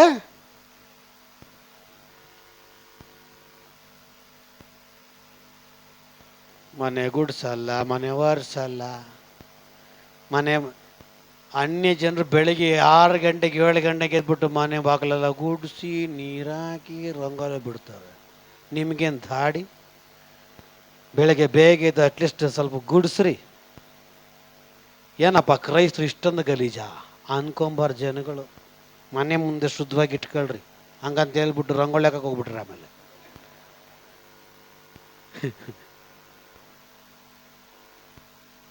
ಗುಡಿಸಿ ನೀರು ಹಾಕಿ ಮನೆಯೆಲ್ಲ ಗುಡಿಸಿ ಡೈಲಿ ಮನೆ ಒರೆಸಿ ಸುಮ್ಮನೆ ಚೆನ್ನಾಗಿ ಮಖ ತೊಳ್ಕೊಳಕ್ಕೆ ಟೈಮ್ ಇಲ್ಲ. ಇಂಥವ್ರಿಗೆ ಏನು ಹೇಳಿ? ನಾವ್ಯಾರು? ಪರಿಶುದ್ಧರ ಮಕ್ಕಳು. ಒಂದು ಸಾರಿ ಬಕೆಟ್ಗಳು ತಿರ್ಗಿಸಿ ನೋಡ್ಬಿಡ್ಬೇಕು ನೀವು ಅವ್ರ ಮನೆಗಳಲ್ಲಿ. ಅಪ್ಪ, ಬೇಕಾದ್ರೆ ಮನೆಗೆ ಹೋಗಿ ಟೆಸ್ಟ್ ಮಾಡಿರಿ. ನಿಮ್ಮ ಮನೆಗಳಲ್ಲಿರೋಂಥ ಬಚ್ಚೆಗಳಿರೋಂಥ ಬಕೆಟ್ ಒಂದು ಸಾರಿ ತಿರ್ಗಿಸಿ ನೋಡ್ರಿ, ಹುಳಗಳಿಲ್ಲ ಅಂತ ಕೇಳಿ. ಹಂಗೆ ನಾವೆಲ್ಲ ಯಾರು? ಪರಿಶುದ್ಧರ ಮಕ್ಕಳು. ಹಲ್ಲೆಲೂಯಾ. ಮನೇನೂ ಶುದ್ಧವಾಗಿರಬೇಕು, ನಾನು ಶುದ್ಧವಾಗಿರಬೇಕು, ಎಲ್ಲವನ್ನ ಶುದ್ಧವಾಗಿ ಇಟ್ಕೊಬೇಕು. ನಾನು ಯಾರ ಮನೆಗೂ ಬಂದು ಬಕೆಟ್ ನೋಡಿಲ್ಲ, ಹೇಳ್ತಾ ಇರೋದು. ಬೇಕಾದ್ರೆ ಟೆಸ್ಟ್ ಮಾಡಿ ನೋಡ್ರಿ ಒಂದು ಸಾರಿ. ಯಾಕಂದರೆ ನಮ್ಮ ಮನೆಯಲ್ಲಿ ಒಬ್ರು ಇದ್ದರು. ಈಗ ನಾವಿರೋ ಲೀಸ್ಗೆ ಮನೆಯಲ್ಲಿ ಯಾರೋ ಗೋಲ್ಡರ್ಸ್ ಅಂತ ಇದ್ದಿದ್ದು. ಯಾರೋ ಕಿಚನಲ್ಲಿ ಕಾಲು ಇಟ್ಕೊಳಕ್ಕೆ ಆಗ್ತಾ ಇರಲಿಲ್ಲ, ಹಂಗೆ ಇಟ್ಕೊಂಡಿದ್ರು ಕಿಚನ್ನು. ಇವಾಗ ಹೋಗಿ ನೋಡ್ರಿ ನಮ್ಮ ಮನೆ ಕಿಚನ್ ಹೆಂಗಿದೆ. ಸುಳ್ಳು ಹೇಳ್ತಾ ಇಲ್ಲ ನಾನು. ಮೊನ್ನೆ ಯಾರೋ ಬಂದು ಒಂದು ಫ್ಯಾಮಿಲಿ ಬಂದಿತ್ತು, ಸೊಸೆನ ಕರ್ಕೊಂಡು ಬಂದಿದ್ರು. ನೋಡಿ ಕಿಚನ್ ನೋಡು. ಅವ್ರು ಪಾಸ್ಟರ್ ಯಾವಾಗೂ ಸೇವೆಯಲ್ಲಿ ಬಿಸಿ ಇರ್ತಾರೆ, ಅಲ್ಲಿ ಹೋಗ್ತಾ ಇರ್ತಾರೆ. ನೋಡು ಮನೆ, ಹೋಗಿ ಕಿಚನ್ ಹೋದ್ ಕಳ್ಸೋರು ಕಿಚನ್ಗೆ. ನೋಡ್ತಾರೆ, ಹೇಳಿ ಹೆಂಗಿದೆ, ಕ್ಲೀನಾಗಿದೆ. ಅವ್ರು ಯಾರು? ಗೋಡಸ್. Hallelujah, hallelujah. ಗುಡ್ಸ್ಲಲ್ಲಿ ಇರೋರು ಎಷ್ಟು ಚೆನ್ನಾಗಿರ್ತಾರೆ, ನಿಮ್ಮ ಮನೆ ಬೇರೆ ಕೇಳು. ಹಲ್ಲೆಲೂಯ. ತಪ್ಪು ತಿಳ್ಕೊಂಬಿಡ್ರಿ, ಗಲೀಜಾಗಿರೋರಿಗೆ. ಎಲ್ರಿಗೂ ಅನ್ವಯಿಸಲ್ಲ. ಅನ್ವಯಿಸುತ್ತಾ? ಯಾರಿಗೆ? ನೀವೆಲ್ಲ ಕ್ಲೀನ್. ನಾನು ನಿಮ್ಮ ಬಗ್ಗೆ ಹೇಳ್ತಾ ಇಲ್ಲ, ಗಲೀಜಾಗಿ ಯಾರು ಇಟ್ಕೊಂಡಿದ್ದಾರ ಅವ್ರ ಬಗ್ಗೆ ಹೇಳ್ತಾ ಇದ್ದೆ. ಗಲೀಜಾಗಿ ಇಟ್ಕೊಂಡ್ಬಿಟ್ಟು ಮತ್ತೆ ಮಣ್ಕಲ್ಲಿ ಹಾಕ್ಬಿಟ್ಟು ಸೋತ್ರ ಮಾಂಡವರ್ರೆ. ನೀನು ಯಾವಾಗ ಸೋತೋಗ್ಬಿಟ್ಟು ಅಂದ್ರೆ ದೇವರು ಇವ್ರು ಗಲೀಜಾಗಿ ಇಟ್ಕೊಂಡ್ರೆ ಮನೆಯಲ್ಲಿ ದೇವ್ರು ಹೇಳಿ ಬರಬೇಕು. ದೇವ್ರು ಹೇಳ್ತಾರೆ, ಏಯ್ ನಾನು ಪರಿಶುದ್ಧನು, ನಾನು ಅಷ್ಟು ಪರಿಶುದ್ಧವಾಗಿರು, ಕ್ಲೀನಾಗಿರು. ಮನೆಯೆಲ್ಲ ಗಲೀಜು ಕಂಡುಬಿಟ್ಟು ಅವ್ರು ಕುತ್ಕೊಂಡು ಜಾಗದಲ್ಲಿ ಮಾತ್ರ ಸ್ವಲ್ಪ ಕ್ಲೀನ್ ಮಾಡಿಬಿಟ್ಟು ಸೋತ್ರಂ. ಎಲ್ಲಿ ದೇವ್ರಿಲ್ಲ ಅಲ್ಲಿ. ಇನ್ನು ಪ್ರಾರ್ಥನೆ ಮಾಡೋ ಮನೆ ಕ್ಲೀನಾಗಿರ್ಬೇಕು. ದೇವರ ಮಕ್ಕಳು ಅನಿಸ್ಕೊಂಡಿರುವ ಮನೆ ಕ್ಲೀನ್ ಆಗಿರಬೇಕು. ಕಾರಣ, ನಿನ್ನ ಮನೆ ಒಳಗಡೆ ಮನಕಾಲಾಕಿ ನೀನು ಪ್ರಾರ್ಥನೆ ಮಾಡುವಾಗ ಆ ಸ್ಥಳದಲ್ಲಿ ಕರ್ತನು ಇಳಿದು ಬರ್ತಾನೆ. ಅವನ ಸಾನ್ನಿಧ್ಯ ಇಳಿದು ಬರ್ತದೆ, ಅವನ ಮಹಿಮೆ ಇಳಿದು ಬರ್ತದೆ. ನಿನ್ನ ಮನೆ ಶುದ್ಧವಾಗಿರಲಿ. ಕೆಲ ಜನ ನೋಡಿದ್ರಾ, ಏನೋ ಗೊತ್ತಿಲ್ಲ ಪಾಸ್ಟ್ರೆ, ಬಾತ್ರೂಮ್ ಮೇಲೆ ಕಾಲಿ ಇಟ್ಟೆ ಬಿದ್ದಾಗ್ಬಿಟ್ಟೆ. ಯಾಕೆ ಬಿದ್ದಾಗ್ಬಿಟ್ಟೆ? ನೀನು ಸರಿಯಾಗಿ ತೊಳೆದಿದ್ದ ತಾನೆ. ತೊಳೆದು 2 ತಿಂಗಳಾಯ್ತು. ಬರೀ ಪಾಚಿನೇ ಕಟ್ಕೊಂಡು ಬೀಳಿದ್ರೆ ಇನ್ನೇನು ಹಂಗೆ ಇರ್ತೀನಿ. ಸಾಕ್ಷಿ ಎಷ್ಟು ಚೆನ್ನಾಗಿ ಹೇಳ್ತಾರೋ. ನನ್ನ ಬಚ್ಚಲಿಗೆ ಹೋದೆ, ಕಾಲು ಜಾರಿಬಿಡ್ತು, ಹಂಗೆ 2 ಕಣ್ಣಿಗೆ ಆಗ್ಬಿಡ್ತು, ಕಾಲು ಮಾತ್ರ ಬೆಂಡಾಯ್ತು.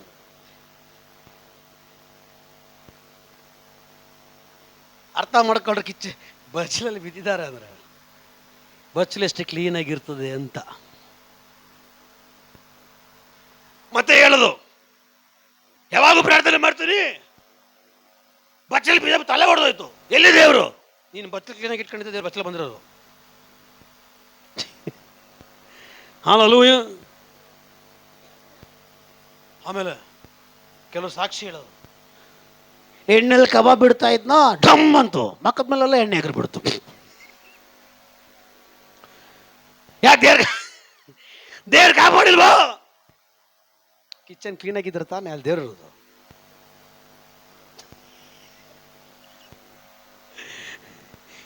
இந்த பாடோ எந்தனை வேதனையோ கோல்கோதா என்றாலே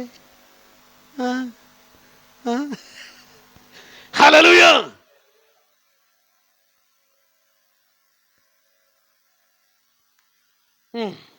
ಕೆಲ ಜನರ ಮನೆ ರೂಮ್ ನೋಡಬೇಕು.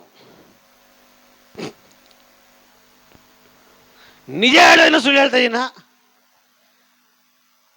ಬೆಳಿಗ್ಗೆ ಎದ್ದಿದ ತಕ್ಷಣ ಕಂಬಳಿ ಮಾಡ್ಸಲ್ಲ, ಹೆಂಗೆ ಮಲಿಗೆ ಎದ್ದಿರ್ತಾರೆ ಹಂಗೆ ಎದ್ದೀಚೆ ಬಂದ್ಬಿಡೋದು. ಹಲ್ಲೆಲೂಯಾ. ರಾತ್ರಿ ಹೆಂಗೆ ಮಲಗಿರ್ತಾರೆ ದೇವ್ಗಳ್ತಾರೆ ಹಂಗೆ ದೇವ್ಗಳ್ತಾರೆ ಕಿಚನ್ ಬಂದ್ಬಿಡೋದು. ಬಂದ್ಬಿಟ್ಟು ಹಾಲಿ ಕೊಟ್ಟು ಆ ಬಾಯಲಿನ ಹುಳುಗಳೆಲ್ಲ ಹಾಲಲ್ಲಿ ಬೀಳಬೇಕು.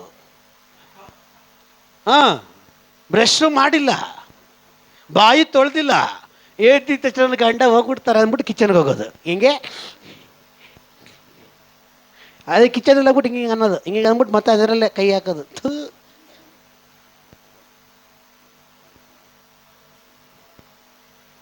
ನಾಯಿಗಳು ಎಷ್ಟೋ ಚೆನ್ನಾಗಿ ಜೀವನ ಮಾಡ್ತವೆ. ನಿಮ್ಗೆ ಹೇಳ್ತಾ ಇಲ್ಲ, ನೀವು ಕೋವ ಮಾಡ್ಕೊಂಬಾರ್ದು. ಯಾರ ರೀತಿ ಮಾಡ್ತಿದಾರೆ ಅವ್ರ ರೀತಿ ಅವ್ರಿಗೆ ಆಗ್ತದ. ನೀವು ಮಾಡ್ತಾಯಿದ್ದೀರಾ ಮತ್ತು ನಿಮ್ಗಲ್ಲ ಬಿಡಿ. ಹಲ್ಲೆಲೂಯಾ.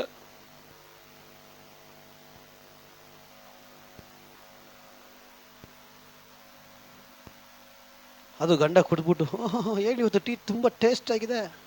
ಅವ್ರಿಗೆ ಗೊತ್ತಿಲ್ಲ ಬ್ರಷ್ ಮಾಡಿದ್ರೆ ಊದಿರೋದು.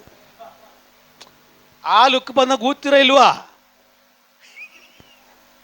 ಒಟ್ಟು ಮಾನ ಮರಿದಿಗೆ ಬೆಳಿಗ್ಗೆ ಎದ್ದಿದ ತಕ್ಷಣ ಬಚ್ಚಲ್ಗೆ ಹೋಗ್ಬೇಕು, ಬ್ರಷ್ ಮಾಡಿ ಒಂದು ಸ್ವಲ್ಪ ನೀರು ಮಕ್ಕಕ್ಕೆ ಹಾಕಿ ಗಲೀಜೆಲ್ಲ ಹೋಗ್ಲಿ, ರಾತ್ರಿ ಎಲ್ಲ ತುಂಬ್ಕೊಂಡಿರೋದು.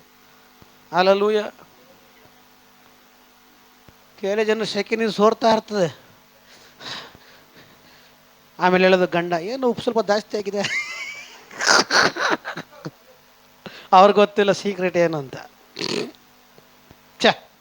ಸೆಕೆ ನೀರು ಜಾಸ್ತಿ ಇದ್ರೆ ಹೋಗ್ಬಿಟ್ಟು ಮಕ್ಕ ನೀರು ಹಾಕಲ್ರಿ.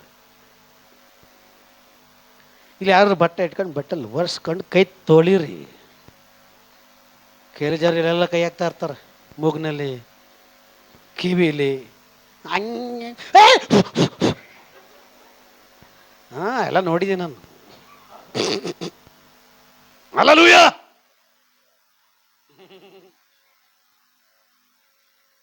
ಅದು ಯಾರೋ ತಿಂದ್ಬಿಟ್ಟು ಹೇಳೋದು ಏನು ಸ್ವಲ್ಪ ಸೂಪರಾಗಿದೆ. ಅವ್ರಿಗೆ ಗೊತ್ತಿಲ್ಲ. ಏನು ಹೇಳ್ತಾನಂದ ಯಪ್ಪ ಅಡುಗೆ ಮಾಡಿಬಿಟ್ಟು ತಿಂದ್ಬಿಟ್ಟು ಹೇಳ್ತಾರಲ್ಲ ಹಂಗೆ. ಶುದ್ಧವಾಗಿರಬೇಕು, ನಿನ್ನ ಕೈ ಶುದ್ಧ ಇರಬೇಕು, ನಿನ್ನ ಮನೆ ಶುದ್ಧ ಇರಬೇಕು, ನಿನ್ನ ಕಿಚನ್ ಶುದ್ಧ ಇರಬೇಕು, ನಿನ್ನ ಮನೆ ಬಚ್ಚಲ ಮನೆ ಶುದ್ಧವಾಗಿರಬೇಕು, ನಿನ್ನ ಮನೆ ಹಾಲು ಶುದ್ಧವಾಗಿರಬೇಕು, ನೀನು ಮಲಗುವಂತಹ ನಿನ್ನ ರೂಮ್ ಶುದ್ಧವಾಗಿರಬೇಕು. ಬೆಳಗ್ಗೆ ಎದ್ದೇಳ್ತಾರೆ ಕಂಬಳಿ ಮಾಡಿಸಲ್ಲ. ಮಕ್ಕಳಿಗೆ ಹೇಳೋದು ಮಕ್ಕಳೇ ಕಂಬಳಿ ಮಾಡಿಸಿ ಅಂತ. ಅದೇ ಅವ್ನು ಅನ್ಸ್ಕೊಂತ ಇದು ಎಮ್ಮೆ ಥರ ಮಲಗಿಬಿಟ್ಟು ನನಗೆ ಹೇಳ್ತಾರೆ ಮಾಡ್ಸೋಕೆ ಅಂತ. ಹಲ್ಲೆಲೂಯಾ. ಮಲಗೆದಲ್ಲ ದೇವರು ಮಡ್ಸೋದು ಅವರು ಅಂತ. ಹಲ್ಲೆಲೂಯಾ. ನಾನು ನಿದ್ದೆ ಮಲಗಿದ ಮೇಲೆ ನಾನು ಮಡ್ಚಿಕ್ಬೇಕು, ತಲೆಮೊಟ್ಟೆಯಲ್ಲಿ ಇಡಬೇಕು. ಹಲ್ಲೆಲೂಯಾ. ಹಂಗೆ ಅವತ್ತು ದಿನ ಎಲ್ಲ ಕಾಲ ಕಳಿಯೋದು. 3 ಗಂಟೆಗೆ ಬಂದು ನೋಡ್ತಾರೆ ಎಲ್ಲ ಬೆಡ್ಶೀಟೆಲ್ಲ ಹಂಗೆ ಇರ್ತದೆ. ಗೊತ್ತಾಗುತ್ತೆ ಎಷ್ಟು ಕ್ಲೀನಪ್ಪ ಇವರು. ಹಲ್ಲೆಲೂಯಾ. ಶುದ್ಧ ಬಗ್ಗೆ ಮಾತಾಡ್ತಾ ಇದ್ದೀನಿ. ನಂದಿನಿ ತುಪ್ಪ, ಶುದ್ಧವಾದ ತುಪ್ಪ ಅಂತಾರಲ್ಲ ಹಂಗೆ ನಾವೆಲ್ಲ ತಪ್ಪಾಗ್ಬಿಟ್ಟಿದ್ವಿ ಬಿಡಿ ಶುದ್ಧದ ವಿಷಯದಲ್ಲಿ. ಹಲ್ಲೆಲೂಯಾ. ಪರಿಶುದ್ಧತೆ ಇಲ್ಲದೆ, ಪವಿತ್ರತೆ ಇಲ್ಲದೆ ಯಾರು ದೇವರನ್ನ ಕಾಣಲಿಕ್ಕೆ ಸಾಧ್ಯವಿಲ್ಲ ಅಂತೇಳಿ ದೇವರ ವಚನ ಕೂಗಿ ಹೇಳ್ತದೆ. ನೀನ್ ದೇವರು ಕಾಣಬೇಕಾ? ಪರಿಶುದ್ಧತೆ ಇರಬೇಕು. ಪರಿಶುದ್ಧತೆ ಇಲ್ಲದ ದೇವರನ್ನ ಕಾಣಲಿಕ್ಕೆ ಸಾಧ್ಯವಿಲ್ಲ. Praise the Lord. ವಾಕ್ಯಗಳು ಏನು ಗೊತ್ತಾ, ನಾವು ಓದಬೇಕು, ವಾಕ್ಯ ಮಾತಾಡುತ್ತೆ. ಯಾವ ಪಾಪಗಳು ಬಿಡಬೇಕು, ಯಾವುದನ್ನ ಮಾಡಬೇಕಂತೇಳಿ ವಾಕ್ಯ ಹೇಳ್ಕೊಡುತ್ತೆ. ಅದು ಕಲಿಬೇಕು. ನಾವೆಲ್ಲ ಎಲ್ಲಿ 5 ನಿಮಿಷ ವಾಕ್ಯ, 24 ಗಂಟೆ ಈಚೆ. Praise the Lord. ಅರ್ಧ ಗಂಟೆ ಪ್ರಾರ್ಥನೆ, 12 ಅವರ್ ಈಚೆ ಕಡೆ. ದೇವರ ಮಕ್ಕಳು ಯಾವಾಗಲೂ ದೇವರ ಸಾನ್ನಿಧ್ಯದ ಒಳಗಡೆ ಇರಬೇಕು. ಹಲ್ಲೆಲೂಯಾ.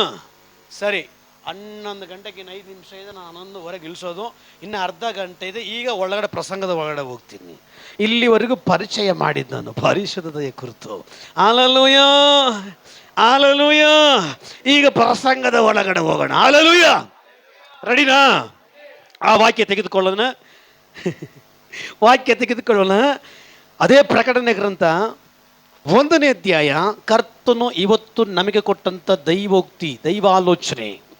ನಾನು ದೇವರ ಸಮ್ಮುಖದಲ್ಲಿ ನನ್ನ ಕೂತ್ಕೊಂಡು ನಾನು ಬೇರೆ ಓದಬೇಕಂತ ಹೇಳಿರುವಾಗ ಪರಿಶುದ್ಧಾತ್ಮ ನನ್ನ ಒಳಗಡೆ ಪ್ರೇರೇಪಿಸಿ ಪ್ರಕಟಣೆ ಓದಬೇಕಂತೇಳಿ ಪ್ರಕಟಣೆ ಓದುವಾಗ ಅದರಲ್ಲಿ ಒಂದು ಕುರಿತು, ವಾಕ್ಯದ ಕುರಿತು ಮಾತಾಡಿ ಇದನ್ನು ನೀನು ಸಾರಬೇಕಂತೇಳಿ ನನ್ನ ಒಳಗಡೆ ಪ್ರೇರೇಪಿಸಿರುವಂಥ ದೇವರ ವಚನವನ್ನು ನಾವು ಓದಿ ಧ್ಯಾನ ಮಾಡಿಕೊಳ್ಳೋಣ. ಪ್ರಕಟಣೆಯ ಬರೆದ ಪ್ರವಾದನೆ ಗ್ರಂಥ 1ನೇ ಅಧ್ಯಾಯ 10ನೇ ವಚನವನ್ನು ಓದಿ ಸಹಾಯ ಮಾಡ್ರಿ.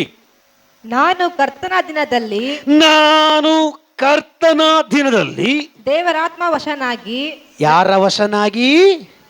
ದೇವರ ಆತ್ಮ ವಶನಾಗಿ. ನನ್ನ ಹಿಂದುಗಡೆ ತುತ್ತೂರಿಯ ಶಬ್ದ. ನನ್ನ ಹಿಂದುಗಡೆ ಅಲ್ಲ, ನನ್ನ ಹಿಂದುಗಡೆ ತುತ್ತೂರಿಯ ಶಬ್ದವಿರುವ ಮಹಾಶಬ್ದವನ್ನು ಕೇಳಿದೆನು. ಅದು ನೀನು ನೋಡುವುದನ್ನು ಪುಸ್ತಕದಲ್ಲೇ ಬರೆದು ಸಾಕು. ಅದಕ್ಕಿಂತ ಮುಂಚೆ ಯಾವ ಶಬ್ದ ಇವನು ಕೇಳ್ತಾ ಇಲ್ಲ. ಇವನು ಯಾರು? ಯೋಹಾನನು. ಯಾವ ಯೋಹಾನ? ಯೇಸು ಸ್ವಾಮಿಯ ಶಿಷ್ಯನಾಗಿರುವಂಥ ಯೋಹಾನ. ಯೇಸುವಿನ ಎದೆ ಮೇಲೆ ಯಾವಾಗಲೂ ಹೊರಕೊಳ್ತಾ ಇದ್ದಂಥ ಯೋಹಾನ. ದೇವರ ಸಾಕ್ಷಿಗೋಸ್ಕರವಾಗಿಯೂ ಪ್ರಕಟಣೆಗೋಸ್ಕರವಾಗಿಯೂ ಯೇಸುವಿನಿಗೋಸ್ಕರವಾಗಿಯೂ ದಂಡನೆಯನ್ನು, ಯಾತನೆಯನ್ನು, ಹಿಂಸೆಗೆ ಒಳಗಾಗಿರುವಂಥ ಯೋಹಾನ. ಪದ್ಮೋಸ್ ದ್ವೀಪದಲ್ಲಿರುವಂಥ ಯೋಹಾನ. ಈ ಯೋಹಾನ ಏನು ಮಾಡ್ತಾವನೆ ಅಂದರೆ, ಪದ್ಮೋಸ್ ದ್ವೀಪದಲ್ಲಿರುವಾಗ ಇವನು ದೇವರ ಆತ್ಮ ವಶವಾಗಿ ಮಾರ್ಪಾಡ್ತಾ ಇದ್ದಾನೆ. ಅದಕ್ಕಿಂತ ಮುಂಚೆವರೆಗೂ ದೇವರ ಶಬ್ದ ಇಲ್ಲ, ತುತ್ತೂರಿ ಶಬ್ದ ಇಲ್ಲ, ದೇವ್ರು ನೋಡ್ತಾ ಇಲ್ಲ, ದೇವ್ರನ್ನ ಕಾಣ್ತಾ ಇಲ್ಲ, ಎಂಟಿ ಆಗಿದ್ದಾನೆ, ಖಾಲಿಯಾಗಿದ್ದಾನೆ. ಯಾವಾಗ ದೇವರ ಆತ್ಮನ ವಶನಾದನೋ, ಯಾವಾಗ ದೇವರ ಆತ್ಮನಿಗೆ ಒಳಗಾದನೋ, ಆವಾಗ ಇವನು ನಿಂದಿರುಗಿ ನೋಡುವಾಗ ತುತ್ತೂರಿಯ ಶಬ್ದ. ಎರಡನೇದಾಗಿ ಅವನು ನೋಡ್ತಾ ಇರೋದನ್ನೇ ಒಂದು ದೃಶ್ಯ. ಅದು ಯಾವ ದೃಶ್ಯ ಅಂದರೆ, ಮನುಷ್ಯ ಕುಮಾರನಾಗಿರುವಂಥ ಯೇಸು ಕ್ರಿಸ್ತನನ್ನು ಇವನು ನೋಡ್ತಾ ಇದ್ದಾನೆ. ಇಲ್ಲೇ ಇದ್ದೀರಾ? ನಿಲ್ಲಿಸ್ಲಾ ಹೋಗ್ಲಾ? ಈಗ ತಾನೇ ಪ್ರಸಂಗಕ್ಕೆ ವಾಕ್ಯ ನಾನು ಓದಿಸಿ ಸ್ಟಾರ್ಟ್ ಮಾಡಿದ್ದೀನಿ. ಹಲ್ಲೆಲೂಯ. ಜೋರಾಗಿ ನಿದ್ದೆ ಮಾಡೋರು. ಹಲ್ಲೆಲೂಯ. Praise the Lord. ಈ ಯೋಹಾನ ಇವನು ದೇವರ ಆತ್ಮನ ವಶನಾಗಿ ಮಾರ್ಪಡುವಾಗ ದೇವರ ಸ್ವರ ಕೇಳ್ತಾ ಇದ್ದಾನೆ. ಒಂದು ಪ್ಲಸ್ ಪಾಯಿಂಟ್. ಎರಡನೇ ಪ್ಲಸ್ ಪಾಯಿಂಟ್ ಏನು ಗೊತ್ತಾ?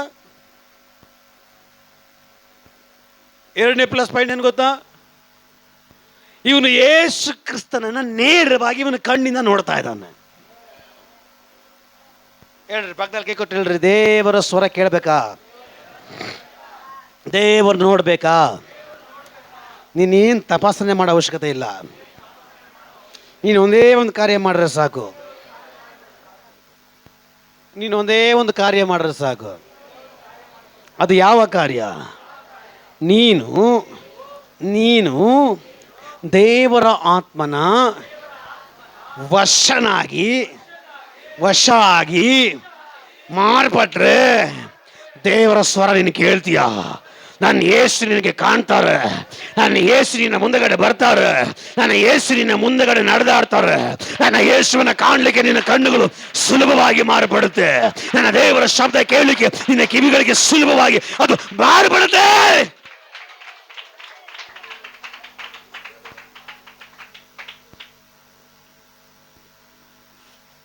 ಹಲ್ಲೆಲೂಯ. ಸರಿ, ಈಗ ಪಾಯಿಂಟ್ಗೆ ಬಂದ್ಬಿಡ್ತೀನಿ ನೇರವಾಗಿ, ಟೈಮ್ ಇಲ್ವಲ್ಲ ಅದಕ್ಕೆ. ದೀಕ್ಷಾಸ್ಥಾನ ತೆಗೆದುಕೊಂಡಿದ್ದೀವಲ್ಲ, ಕೈ ಎತ್ತಿರಿ.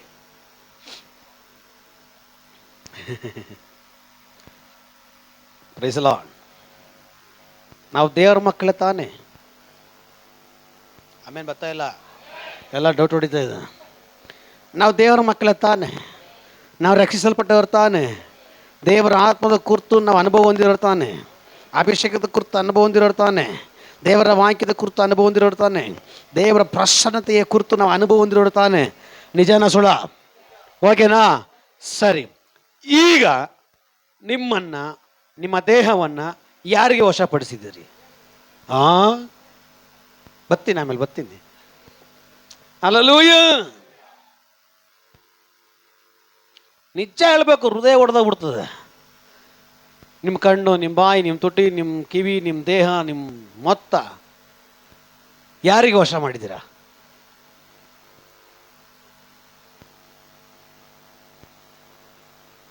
ಕೆಣಕ್ಲ ಈಗ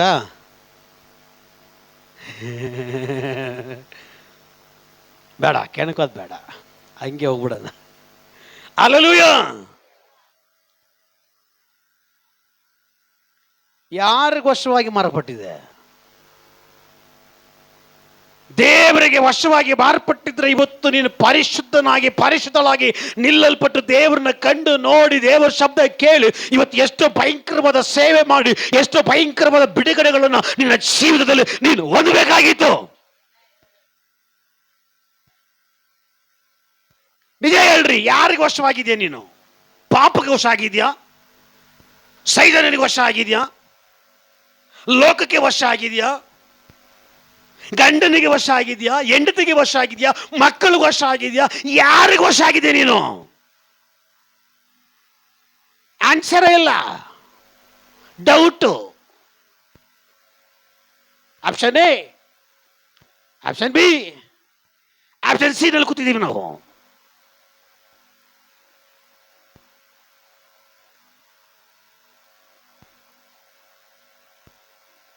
ಹಲ್ಲೆಲೂಯಾ.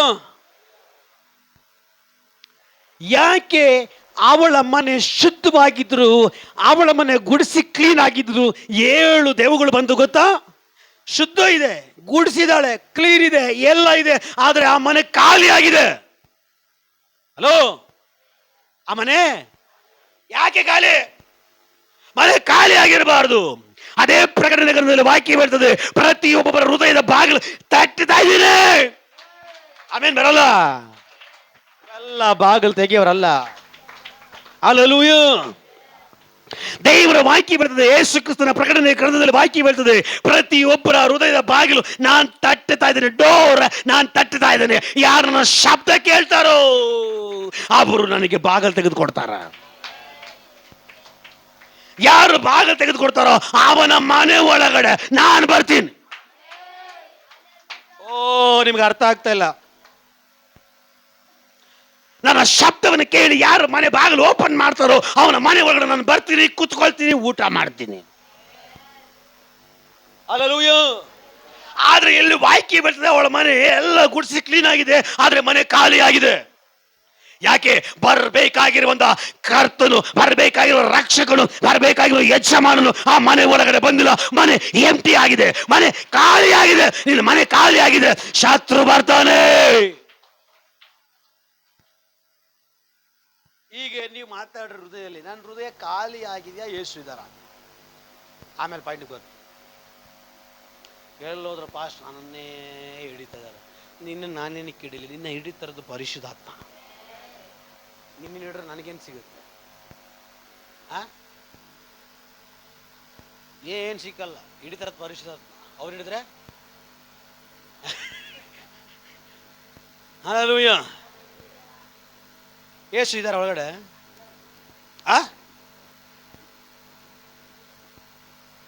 ನಿನ್ನ ಒಳಗಡೆ ಯೇಸು ಇದ್ರೆ ನಿನ್ನ ಬಾಯಲ್ಲಿ ಸುಳ್ಳು ಬರಲ್ಲ. ನಿನ್ನ ಒಳಗಡೆ ಯೇಸು ಇದ್ರೆ ದುರಾತ್ಮ ನಿನ್ನ ಮನೆ ಒಳಗಡೆ ಬರಲ್ಲ. ಯೇಸು ನಿನ್ನ ಒಳಗಡೆ ಇದ್ರೆ ಮಾಟ ಮಂತ್ರಗಳು ಫಲಿಸಲ್ಲ. ಯೇಸು ನಿನ್ನ ಮನೆ ಒಳಗಡೆ ಇದ್ರೆ ನಿನಗೆ ಶಿವ.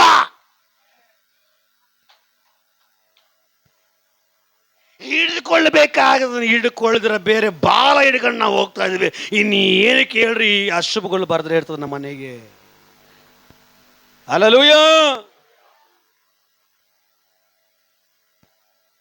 ನಾವು ತಲೆ ಹಿಡ್ಕೊಬೇಕ್ರಿ. ನಮ್ಮ ತಲೆ ಯಾರು? ದೇವರ ವಾಕ್ಯ ಹೇಳ್ತದೆ, ಸಭೆಗೆ ತಲೆ ಯೇಸು ಕ್ರಿಸ್ತನಾಗಿದ್ದಾನೆ. ಆ ತಲೆ ನಿನ್ನ ಹೃದಯದ ಒಳಗಡೆ ಇರಬೇಕು, ಆ ತಲೆ ನಿನ್ನ ಮನೆ ಒಳಗಡೆ ಇರಬೇಕು. ಹಲ್ಲೆಲೂಯಾ. ನಾವು ತಲೆಯಾಗಿ ಬೇರೆ ಏನೋ ಇಟ್ಕೊಂಡಿದ್ದೀವಿ. ನಾವು ಲೋಕದ ಕಾರ್ಯಗಳನ್ನು ತಲೆಯಾಗಿಟ್ಟಿದ್ದೀವಿ, ಲೋಕಕ್ಕೆ ಸಂಬಂಧಪಟ್ಟ ವಿಷಯಗಳನ್ನು ತಲೆಯಾಗಿಟ್ಟಿದ್ದೀವಿ. ಅದಕ್ಕೆ ಈ ತಲೆ ಕೆಲಸ ಮಾಡ್ತಾ ಇದೆ, ಆ ತಲೆ ಕೆಲಸ ಮಾಡ್ತಾ ಇಲ್ಲ.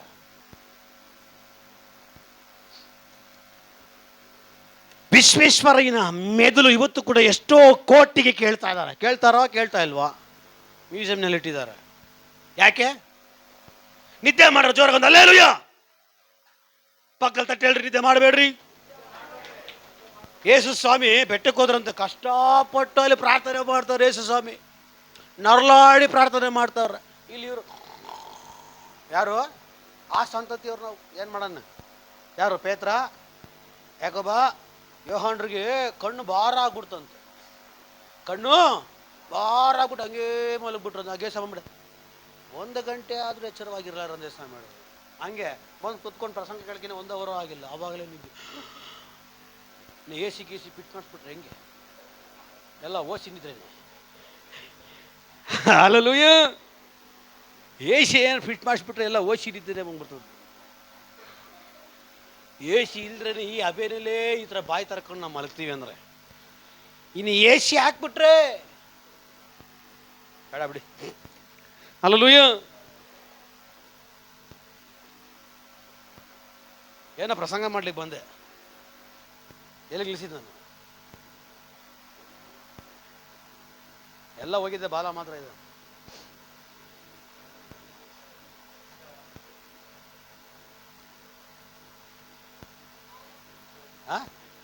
ಬಾಲ ಹತ್ರ ಇದ್ರ.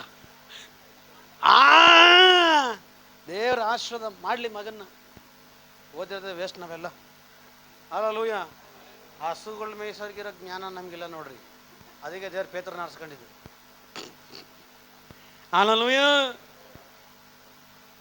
ವಿಶ್ವೇಶ್ವರಯ್ಯನ ಮೆದುಳು ಇವಾಗಲೂ ಕೂಡ ಮ್ಯೂಸಿಯಂನಲ್ಲಿ ಇಟ್ಟಿದ್ದಾರೆ. ಆ ಮೆದುಳನ್ನು ಅನೇಕ ಹೊರದೇಶದವ್ರು ಕೇಳ್ತಾ ಇದ್ದಾರೆ. ಎಷ್ಟು ಕೊಟ್ಟು ನೀನು ಕೇಳು, ನಾನು ಕೊಡ್ತೀನಿ, ಅದು ನನಗೆ ಬೇಕು. ಯಾಕೆ? ವಿಶ್ವೇಶ್ವರಯ್ಯನ ಮೆದುಳು ಸುಮ್ಮನೆನಾ? ಡ್ಯಾಮ್ ಕಟ್ಟಿದ್ಯಾರು? ಸುಮ್ಮನೆ ಯಾರು?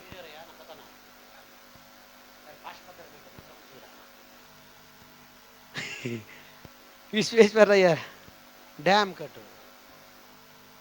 ಆಮೇಲೆ ಅವರು ಟ್ರೈನಲ್ಲಿ ಬರ್ತಾ ಇದ್ರಂತೆ. ಅವ್ರು ಟ್ರೈನಲ್ಲಿ ಬರ್ತಾ ಇದ್ರಂತೆ. ಟ್ರೈನಲ್ಲಿ ಬರ್ತಾ ಇರುವಾಗ ಎಷ್ಟೋ ದೂರದಲ್ಲಿ ವಿಶ್ವೇಶ್ವರಯ್ಯ ಅವ್ರು ನಿಲ್ಸ್ರಿ ನಿಲ್ಸ್ರಿ ನಿಲ್ಸ್ರಿ ನಿಲ್ಸ್ರಿ ನಿಲ್ಸ್ರಿ. ನನಗೇನೋ ಒಂದು ಶಬ್ದ ಕೇಳಿಸ್ತಾ ಇದೆ. ನಿಲ್ಲಿಸ್ಬಿಟ್ರಂತೆ. ನಿಲ್ಸಾದ್ಮೇಲೆ ವಿಶ್ವೇಶ್ವರಯ್ಯ ಅವ್ರು ಹೇಳಿದ್ರಂತೆ, ಇಷ್ಟು ಕಿಲೋಮೀಟರ್ ದೂರದಲ್ಲಿ ಹೋಗಿ ನೋಡ್ರಿ, ಅಲ್ಲಿ ಟ್ರ್ಯಾಕ್ ಕಟ್ಟಾಗಿರುತ್ತೆ. ನೋಡ್ತಾರಂತ, ರೈಲ್ವೆ ಟ್ರ್ಯಾಕ್ ಕಟ್ಟಾಗಿರ್ತದೆ. ಹಲ್ಲೆಲೂಯ. ಏನರ್ಥ ಆಯ್ತು? ಬಾಲ ಮಾತ್ರ ಹೋಗಿದೆ. ಸ್ತೋತ್ರ. ಇಲ್ಲಿ ಮಾತ್ರ ಬ್ಯಾಲೆನ್ಸ್ ಇದೆ.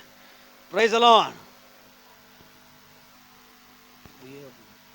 ಅದು ಇಲ್ದ್ರ ವಿಶ್ವೇಶ್ವರಯ್ಯ ಅವರು ಆ ಡ್ಯಾಮ್ನಲ್ಲಿ ಒಂದು ಕಲ್ಲನ್ನು ಇಟ್ಟಿದ್ದಾರೆ. ಅದರಲ್ಲಿ ಇಂಡಿಯಾ ಅಂತ ಏನೋ ಬರ್ದು ಕಟ್ಟಿರೋದು. ಅದರಲ್ಲಿ ಒಂದು ಕಲ್ಲು ತೆಗೆದ್ರೆ ಸಾಕು, ಎಲ್ಲ ಬಿದ್ದೋಗುತ್ತೆ ಅಂತ ಹೇಳ್ತಾರೆ. ಅದನ್ನು ನನಗೆ ಗೊತ್ತಿಲ್ಲ, ಆ ಥರ ಹೇಳ್ತಾ ಇದ್ದಾರೆ. ಇನ್ನೆಷ್ಟು ತಲೆ ಉಪಯೋಗಿಸಿ ಆ ಡ್ಯಾಮನ್ನು ಕಟ್ಟಿ ಆ ಇಂಡಿಯಾ ಅಂತೇಳಿ ಬರೆದು ಕಲ್ಲೆಲ್ಲ ಇಟ್ಟಿರ್ಬೋದು. ಆಲೋಚನೆ ಮಾಡಿರಿ. ಈ ಮೆದುಳು ಆ ರೀತಿ ಕೆಲಸ ಮಾಡ್ತಾ ಇದೆ. ಆ ಮೆದುಳು ನಾವು ಹಾಕೊಂಡ್ಬಿಟ್ರೆ ವಿಶ್ವೇಶ್ವರಯ್ಯ ಪಾರ್ಟ್ 2 ಆಗ್ಬಿಡ್ತೀನಿ. ಅದಕ್ಕೆ ಎಷ್ಟು ಬೇಕಾದ್ರೆ ಕೇಳ್ರಿ, ಕೊಡ್ತೀನಿ. ಆ ಮೆದುಳು ಬೇಕು ಅಂತ ಕೇಳ್ತಾರೋ ಕೊಡ್ತಾ ಇಲ್ಲ. ಅಂದರೆ ಆ ಮೆದುಳು ವ್ಯರ್ಥವಾಗಿ ಒಂದು ಇದರಲ್ಲಿ ಮ್ಯೂಸಿಯಮ್ನಲ್ಲಿ ಹಾಕಿದ್ದಾರೆ. ಅದು ಬೇರೆಯವ್ರ ತಲೆಗೆ ಹಾಕ್ಬಿಟ್ರೆ ವಿಶ್ವೇಶ್ವರಯ್ಯ ಅವರು ಯಾವ ರೀತಿ ತಲೆ ಉಪಯೋಗಿಸೋದು ಸೇಮ್ ಇವಾಗಲೂ ಹಂಗೆ ಉಪಯೋಗಿಸ್ಬೋದು. ಅಂದರೆ ಇಲ್ಲಿ ನಾವು ಯಾರಿಗೆ ವಶ ಆಗಿದ್ದೀವಿ, ನಾವು ಯಾರಿಗೆ ವಶವಾಗಿರ್ತೇವೋ, ಯಾವುದಕ್ಕೆ ವಶವಾಗಿ ಅದನ್ನು ತಲೆಯಾಗಿ ಮಾಡಿರ್ತೇವೋ ಅದು ತಲೆಯಾಗಿ ಇಲ್ಲಿ ಕೆಲಸ ಮಾಡ್ತಾ ಇರ್ತದೆ. ಅದಕ್ಕೆ ನಿನಗೆ ತಲೆ ಶತ್ರು ಆಗಿರಬಾರ್ದು, ಪಾಪವಾಗಿರಬಾರ್ದು, ಲೋಕವಾಗಿರಬಾರ್ದು. ನಿನ್ನ ಒಳಗಡೆ ನಿನಗೆ ತಲೆ ಯೇಸು ಕ್ರಿಸ್ತನಾಗಿರ್ಬೇಕು. ಅವನು ತಲೆಯಾಗಿ ಬಂದ್ಬಿಟ್ರೆ ಅವನು ಕೆಲಸ ಮಾಡ್ತಾನೆ, ಅವನು ಕ್ರಿಯೆ ಮಾಡ್ತಾನೆ, ಅವನು ಕಾರ್ಯ ಮಾಡ್ತಾನೆ ನಿನ್ನ ಒಳಗಡೆ. ಸರಿ, ನಾನು ಬರೋ ವಾರ ಪ್ರಸಂಗ ಮಾಡಿ, ಟೈಮ್ ಸಾಲಲ್ಲ. ಅಲ್ಲಿ ಬಾಕಿ ಇನ್ನೊಂದು ಸಾರಿ ಅದು ಓದ್ರಿ. 10ನೇ ವಾಕ್ಯ ಓದ್ರಿ. ನಾನು ಕರ್ತನ ದಿನದಲ್ಲಿ ದಿನದಲ್ಲಿ ದೇವರಾತ್ಮ ವಶನಾಗಿ. ಸಾಕು. ದೇವರ ಆತ್ಮನ ವಶ. ವರ್ಷ ಅಂದ್ರೆ ಏನು? ದೇವರ ಆತ್ಮನಿಗೆ ಒಳಗಾಗ್ತಾ ಇದ್ದೀನಿ. ನಿಮ್ಗೆ ಅರ್ಥ ಆಗ್ತಾ ಇಲ್ಲ. ಈಗ ಬೇರೆಯೊಬ್ಬ ರಾಜ ಬಂದ, ಯುದ್ಧ ಮಾಡ್ದ, ಯುದ್ಧದಲ್ಲಿ ಗೆದ್ದ, ಈ ರಾಜ್ಯವನ್ನು ಏನು ಮಾಡಿದ್ದಾನೆ? ವಶ ಮಾಡಿಕೊಂಡಿದ್ದಾನೆ. ಈಗ ಇಲ್ಲಿ ಯಾರು ರೂಲ್ಸ್ ನಡೆಯೋದು? ಯಾರ ಆಳ್ವಿಕೆ ನಡೆಯೋದು? ಯಾರು ಯುದ್ಧ ಮಾಡಿ ಜಯಿಸಿ ಆ ಸ್ಥಳವನ್ನು, ಆ ಊರನ್ನು ಆ ಗೆದ್ದಿದ್ದಾನೋ ಅವನೇ ಅಲ್ಲಿ ಆಳ್ವಿಕೆ ಮಾಡಲಿಕ್ಕೆ ಸಾಧ್ಯ. ಅವನು ಹೇಳ್ದಂಗೆ ನಡಿಬೇಕು. ಹಾಗೇನೆ ನಿನ್ನ ದೇಹ, ನಿನ್ನ ಜೀವಿತ ಶತ್ರುಗೆ ವಶವಾಗಬಾರದು. ಶತ್ರುಗೆ ವಶವಾಗಿ ಮಾರಪಟ್ರೆ ಅವನ ಆಳ್ವಿಕೆ ಮಾಡ್ತಾನೆ, ಅವನ ಆಳ್ವಿಕೆ ಮಾಡ್ತಾನೆ. ನಮ್ಮ ಗತಿ ಅಯ್ಯೋ ಗತಿ. ಆದ್ರೆ ಇಲ್ಲಿ ಯೋಹನ ಹೇಳ್ತಾ ಇದ್ದಾನೆ, ನಾನು ಪದ್ಮೋಸ್ ದ್ವೀಪದಲ್ಲಿ ದೇವರ ಆತ್ಮನ ವಶನಾಗಿ ಮಾರ್ಪಟ್ಟೆ. ನಿಮ್ಗೆ ಅರ್ಥ ಆಗಿಲ್ಲ ಬಿಡಿ, ನಿಮ್ಗೆ ಅರ್ಥ ಅವ್ರ ಇದು ಕೂತ್ಕೊಳಲ್ಲ. ಇದೇ ಪ್ರಸಂಗ ಬೇರೆ ಸಭೆಯಲ್ಲಿ ಮಾಡಿದರೆ ಜಿಗಿದಾಡ್ಬಿಟ್ರು ಅವರು. ದೇವರ ಆತ್ಮನ ಕುರಿತು, ದೇವರ ಆತ್ಮನ ಪರವಶದ ಕುರಿತು, ದೇವರ ಆತ್ಮನ ತುಂಬಿಸುವಿಕೆ ಕುರಿತು ದೇವ್ರು ಮಾತಾಡ್ಲಿಕ್ಕೆ ಹೇಳಿದ್ದಾರೆ. ನೀವು ಈ ರೀತಿ ಕೂತ್ಕೊಂಡ್ರೆ ನಾನೆಲ್ಲಿ ಪ್ರಸಂಗ ಮಾಡಲಿ? ನೀವು ಕೂತಿರೋದು ನೋಡ್ರೆ ಸಾಕು ಪಾಸ್ಟರ್ ನಿಲ್ಸಿ ಅಂತ ಕೂತಿದ್ದೀರ, ಒಂದು ಕಳಕ್ಕೆ ಬಂದಿಲ್ಲ. ನೀವು ಏನು ಮಾಡ್ಕೊಳಕ್ಕೆ ಬಂದಿಲ್ಲ? ಏನು ಮಾಡಕ್ಕೆ ಬಂದಿಲ್ಲ? ಸುಮ್ಮನೆ ಕೂತಿದ್ದು, ಸುಮ್ಮನೆ ಬಂದು ಕೂತಿದ್ದು ಅಷ್ಟೇ. ಹೋಗಕ್ಕೆ ಅಲ್ಲೂ ಹೋಗಕ್ಕೆ ಬಂದಿಲ್ಲ. ಹಲ್ಲೆಲೂಯಾ. ಪದ್ಮಸ್ ದ್ವೀಪದಲ್ಲಿ ಯೋಹಾನನು ದೇವರಾತ್ಮನಿಗೆ ವಶ ಆಗ್ತಾ ಇದ್ದಾನೆ. ಅವಾಗ ಅವನು ದೇವ್ರ ಸ್ವರ ಕೇಳ್ತಾವನ್ನೇ, ಅವಾಗ ಅವನು ದೇವರು ನೋಡ್ತಾ ಇದ್ದಾನೆ. ಅದಕ್ಕಿಂತ ಮುಂಚೆ ಇಲ್ಲ. ದೇವರು ಮಾತಾಡೋ ಶಬ್ದ ಸ್ವರ ಕೇಳಿ ಎಷ್ಟು ವರ್ಷಗಳಾಯಿತು ನಿಮಗೆ? ನಾವು ದೇವ್ರ ಮಕ್ಕಳು, ದೇವ್ರ ನಮ್ಮ ಹತ್ರ ಮಾತಾಡಲ್ವಾ? ದೇವ್ರ ಮಕ್ಕಳು ದೇವ್ರು ಮಾತಾಡ್ತಾರೆ, ಆದರೂ ಶಬ್ದ ನಾವು ಕೇಳೇ ಇಲ್ಲ. ಕೇಳಿ ಎಷ್ಟೋ ವರ್ಷಗಳಾಗಾಯಿತು. ದೇವ್ರು ನೋಡೇ ಇಲ್ಲ, ನೋಡಿ ಎಷ್ಟೋ ವರ್ಷಗಳಾಗಾಯಿತು. ನಾವು ಯಾರು? ದೇವ್ರ ಮಕ್ಕಳು, ದೇವ್ರು ನೋಡೋರಾಗಿರಬೇಕು, ದೇವರ ಸ್ವರ ಕೇಳೋರಾಗಿರಬೇಕು. ಇದು ಯಾವಾಗ ಸಾಧ್ಯ?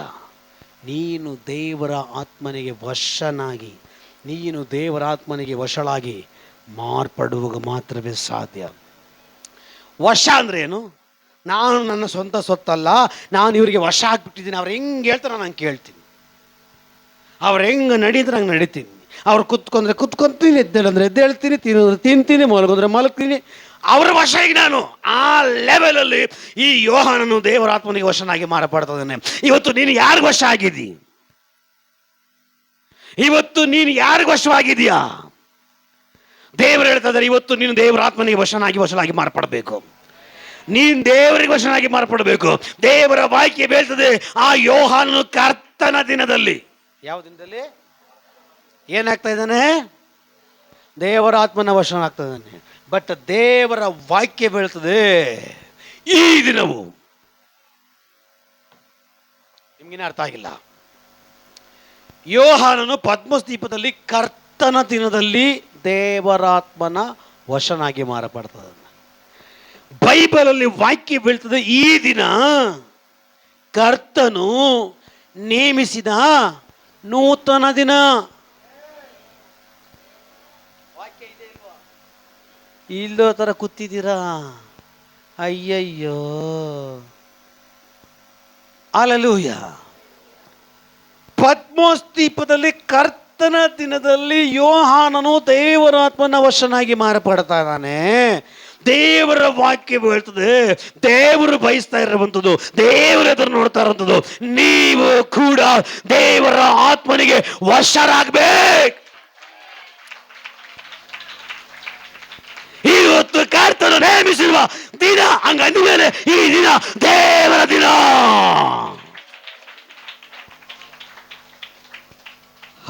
ಬೇಡ ಬಿಡಿ, ಬೇರೆ ಚರ್ಚೆಯಲ್ಲಿ ಅಲ್ಲೋಗಿ ಆಮೇಲೆ ಪ್ರಸಂಗ ಮಾಡ್ತೀನಿ. ಸುಮ್ಮನೆ ಯಾರು ನಾನು ನಿಮ್ಮ ಹತ್ರ ಪ್ರಸಂಗ ಮಾಡ್ಬೇಕು? ನಿಲ್ಲಿಸ್ತೀನಿ ಈಗ ನಾನು. ಆಯ್ತು, ಮುಗೀತು.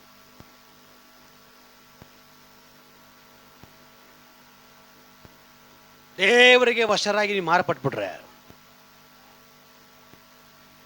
ಅಯ್ಯೋ, ಹೆಂಗೆ ನಿಮ್ಗೆ ಅರ್ಥ ಮಾಡಿಸೋದು? ಮಂಡು ಜನ ಆಗ್ಬಿಟ್ಟು ವಾಕ್ಯ ಕೇಳಿ ಕೇಳಿ ಕೇಳಿ ಕೇಳಿ ನಿಮ್ಮ ಕಿವಿಗಳು, ಹೃದಯವು, ಮನಸ್ಸು ಮಂದ ಆಗಿದೆ. ಕಿವಿಡ ಇದೇ ಪ್ರಸಂಗ ಬೇರೆ ಸಭೆಯಲ್ಲಿ ಮಾಡಿಬಿಟ್ಟಿದ್ರೆ ಆಲ್ರೆಡಿ ಪರಿಶುದ್ಧಾತ್ಮ ಹೊಂದ್ಕೊಳಕ್ಕೆ ಸ್ಟಾರ್ಟ್ ಮಾಡ್ಬಿಟ್ರು.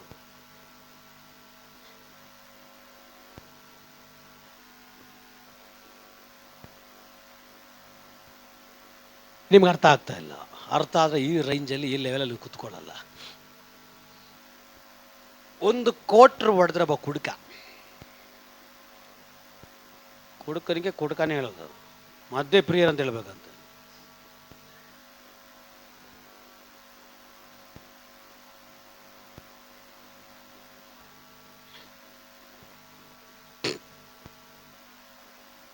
1 ಕೋಟಿ ಕೊಟ್ರೆ ಅವನ ಕಾಲು ನೆಲದ ಮೇಲೆ ನಿಲ್ಲಲ್ಲ, ಆ ಲೆವೆಲ್ಗೆ ಹೊಟ್ಟಿರ್ತಾನೆ.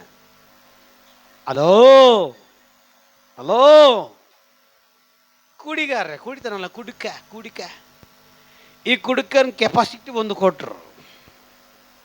1 ಕೋಟಿ ಕುಡಿದ್ರೆ ಅಪ್ಪ ಅವ್ನ ಮಾತು ಕೇಳೋಕ್ಕಾಗಲ್ಲ, ಮುಂದೆ ಕೂತ್ಕೊಳಕ್ಕಾಗಲ್ಲ, ತಲೆನ ಹಾಕಿ ಕೈ ಹಾಕಿ ಅವನ ಕಂಟ್ರೋಲಲ್ಲಿ ಅವನಿರಲ್ಲ. 1 ಕೋಟಿ ಕೊಡ್ರೆ ಅಂಥವನು 2 ಕೋಟಿ ಕೊಡ್ರೆ ಹೆಂಗಿರುತ್ತೆ? ನಿಮ್ಗೆ ಅರ್ಥ ಆಗಿಲ್ಲಲ್ಲ? ಇಲ್ಲೇ ಇದ್ದೀರಾ? ಪಕ್ಕದಲ್ಲಿ ಕೈ ಕೊಡಿ ಹೇಳ್ರಿ. ಸೋಂಬೇರಿ ಎದ್ದೇಳು, ಸೋಂಬೇರಿ. ದೇವರ ವಾಕ್ಯ ಹೇಳ್ತದೆ, ದೇವರ ವಿಷಯದಲ್ಲಿ ಯಾರೆಲ್ಲ ಅಲ್ಲೆಸರಿಗಾರರಾಗಿರ್ತಾರೋ ಅವ್ರು ಶಾಪಗ್ರಸ್ತರಾಗ್ತಾರೆ ಅಂತ. ಹಲ್ಲೆಲೂಯಾ. ಬಂದಿರೋದು ಲೇಟು, ಅದಲ್ಲಿ ಬೇರೆ. ಹಲ್ಲೆಲೂಯಾ. ಹಲ್ಲೆಲೂಯಾ. ಎಚ್ಚರವಾಗಿದ್ದೀರಾ? ಹೇಳ್ರಿ. ಕಣ್ಣೆ ಪಕ್ಕದಲ್ಲಿ ನೋಡ್ಬಿಟ್ಟು ಹೇಳ್ಬಿಟ್ರೆ ಆಮೇಲೆ ಕಣ್ಣೆ ಏಳು ಎಚ್ಚರವಾಗು. ನೋಡ್ರ, ಇವೆಲ್ಲ ನಿದ್ದೆ ಮಾಡೋರನ್ನೇ. ಯಾರು ನಿದ್ದೆ ಮಾಡ್ತಾರೋ ಅವ್ರ ಮಾತ್ರ ಹೇಳ್ಬೇಕಾಗಿತ್ತು, ನೀವೆಲ್ಲ ಸೇರಿ ಹೇಳಿದ್ರಿ.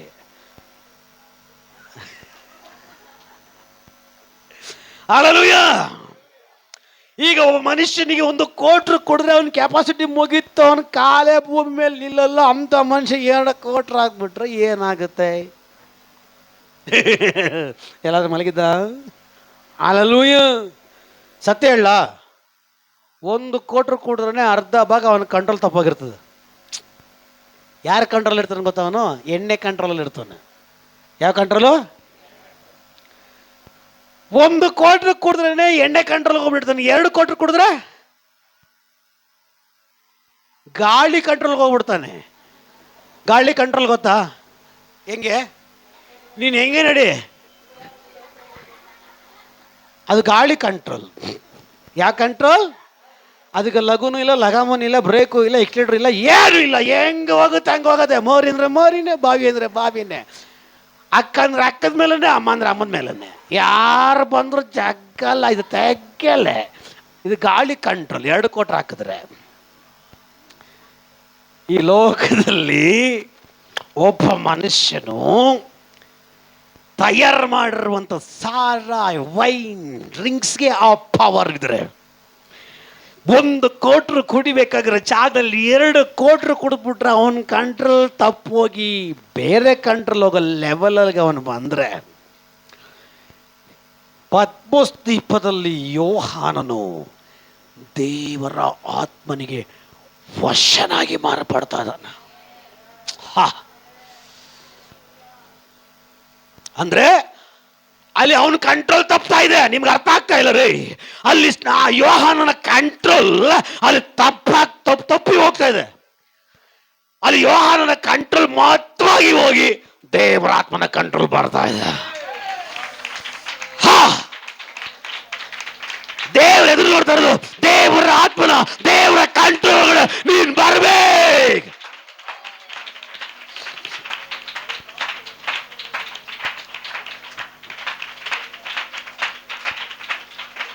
ನಿಮಗಿದೇ ಅರ್ಥ ಆಗಿಲ್ಲ? ಒಬ್ಬ ಕುಡಿಕ 2 ಕೋಟಿ ಕುಡಿದು ಬಿಟ್ರೆ ಅವ್ನು ಏನ್ ಮಾಡಕ್ ರೆಡಿ, ಅವನ ಕಂಟ್ರೋಲ್ ಅವನಿರಲ್ಲ.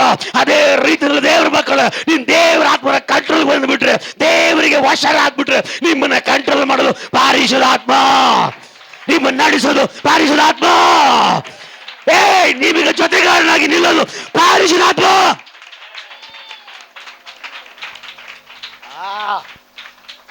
ನಿಮ್ಗಿನ್ನ ಸರಿಯಾಗಿ ಅರ್ಥ ಆಗ್ತಾ ಇಲ್ಲ. ಆ ಕಂಟ್ರೋಲ್ ಬಂದ್ಬಿಟ್ರೆ, ಯಾರ ಕಂಟ್ರೋಲ್? ದೇವ್ರ ಮಹಿಮೇಲೆ ನಾನು ತುಂಬ ಪಡ್ತಾ ಇದ್ದೇನೆ, ನಾನು ಆಶೀರ್ವಾದ ಹೊಂದಿರೋನು. Price the lord. ನಾವು ನಮ್ಮ ಕಂಟ್ರೋಲ್ ತಪ್ಪಿ ದೇವರ ಆತ್ಮನ ಕಂಟ್ರೋಲ್ ಕೈ ಕೊಟ್ಬಿಟ್ರೆ, ನಿನ್ನ ಮುಟ್ಟುವಂತ ಶಕ್ತಿ, ನಿನ್ನ ಅಲ್ಲಾಡಿಸುವ ವ್ಯಕ್ತಿ, ನಿನಗೆ ಎದುರಾಗಿ ನಿಲ್ಲುವ ವ್ಯಕ್ತಿ, ನಿನಗೆ ಎದುರಾಗಿ ಕಲ್ಪಿಸೋ ಆಯುಧ ಏನು ನಡೆಯಲ್ಲ, ಏನು ಫಲಿಸಲ್ಲ. ಬಿಕಾಸ್ ನಿನ್ನ ಕಂಟ್ರೋಲ್ ನಿನ್ನದಲ್ಲ, ನಿನ್ನ ಕಂಟ್ರೋಲ್ ದೇವ್ರದು.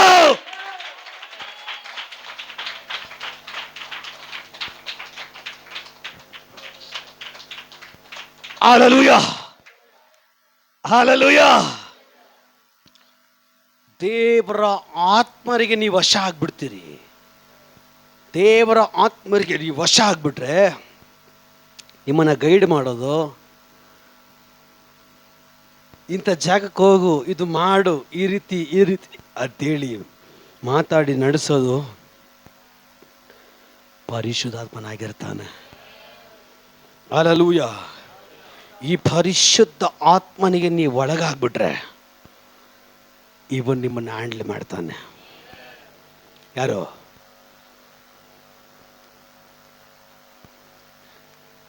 ಪರಿಶುದ್ಧಾತ್ಮ ಹ್ಯಾಂಡಲ್ ಮಾಡಕ್ಕೆ ಸ್ಟಾರ್ಟ್ ಮಾಡಿಬಿಟ್ರೆ, ಪರಿಶುದ್ಧಾತ್ಮ ಹ್ಯಾಂಡಲ್ ಮಾಡಕ್ಕೆ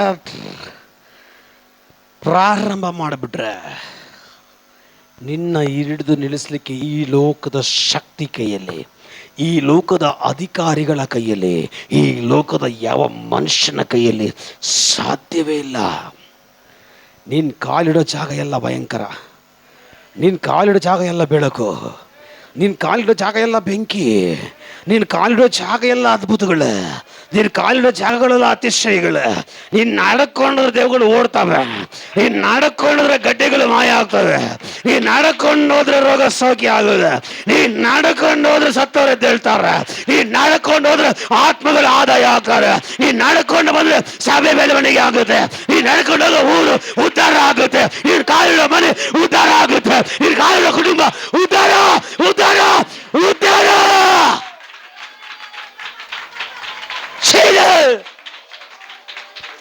ಶಾಬಾದ ಡಾಗದವ.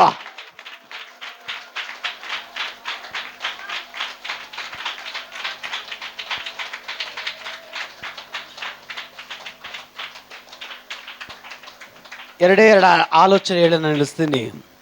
ಯೆಹೆಜ್ಕೇಲನು 37ನೇ ಅಧ್ಯಾಯದಲ್ಲಿ ತೀರ ಒಣಗಿ ಹೋಗಿದ ಎಲುಬುಗಳ ತಗ್ಗಿನಲ್ಲಿ ದೇವರವನ್ನ ಕರ್ಕೊಂಡು ಬಂದು ಅವನನ್ನು ದೇವರ ಆತ್ಮ ಪರವಶನಾಗಿ ಮಾಡಿದ್ರು.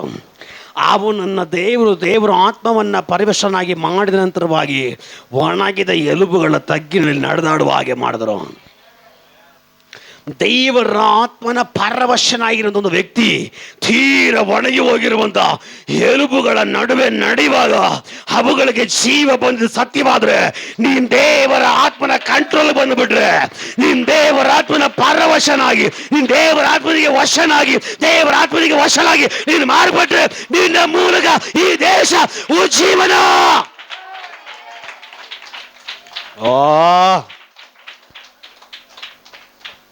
ಬರ್ತಲ್ಲ ಅಷ್ಟೇ, ನಿಮಗೆ ಬಲವಾಗಿ ಬರ್ತಾ ಇದೆ, ಬಲವಾಗಿ ಹಿಡ್ಕೊಳಕ್ ಬರ್ತಾ ಇಲ್ಲ. ನಾನೇನು ಮಾಡಲಿ? ದೇವರ ಆತ್ಮನ ಪರವಶನಾಗಿರುವಂಥ ಯೆಹೆಜ್ಕೇಲನು ತಗ್ಗಿನಲ್ಲಿ ನಡೆಯುವಾಗ ತಗ್ಗಿಗೆ ಜೀವ ಬಂತು.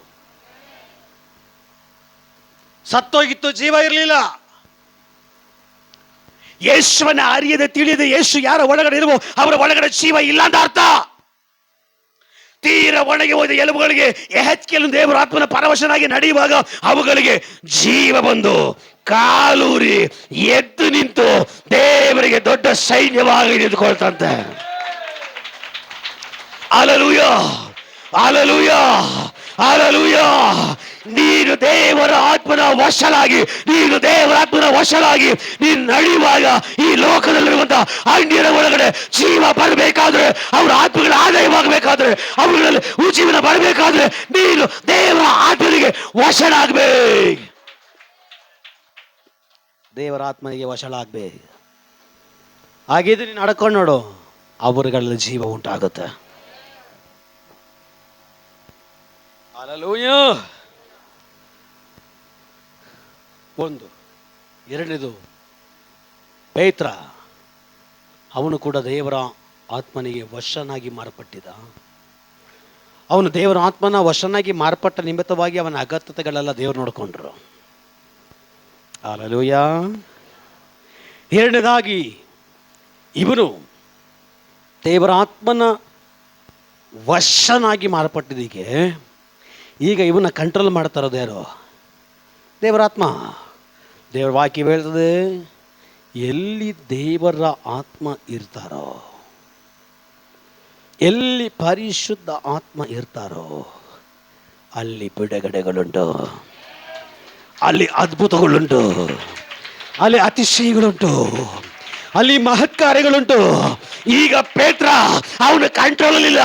ಈಗ ಪೇತ್ರ ದೇವರ ಆತ್ಮನಿಗೆ ವಶನಾಗಿ ಮಾರ್ಪಟ್ಟಿದ್ದಾನೆ. ಈಗ ಅವನು ನಡ್ಕೊಂಡು ಹೋಗುವಾಗ ಸತ್ತವನು ಹೇಳ್ತಾ ಇದ್ದಾನೆ, ದೇವರು ಬಿಟ್ಟು ಹೋಗ್ತಾ ಇದೆ. 3,000 ಜನರು ರಕ್ಷಣೆ ಹೊಂದ್ತಾ ಇದ್ದಾರೆ. ಕಾರಣ ದೇವರ ಆತ್ಮನ ವಶ. ಇದು ದೇವರ ಆತ್ಮನ ವಶನ ನಡೆಸುವಿಕೆ ಕಾರ್ಯ. ದೇವರ ಆತ್ಮನಿಗೆ ವಶನಾಗಿ ಮಾರ್ಪಟ್ಟ ನಿಮಿತ್ತವಾಗಿ ಕಾಲಿಟ್ಟು ಬೇರೆ ಯೇಸು ಸ್ವಾಮಿಯ ಕುರಿತು ಮಾತಾಡೋದಕ್ಕೆ 3,000 ಜನ ಒಂದೇ ಏಟಿಗೆ. ಅಲ್ಲೂಯ,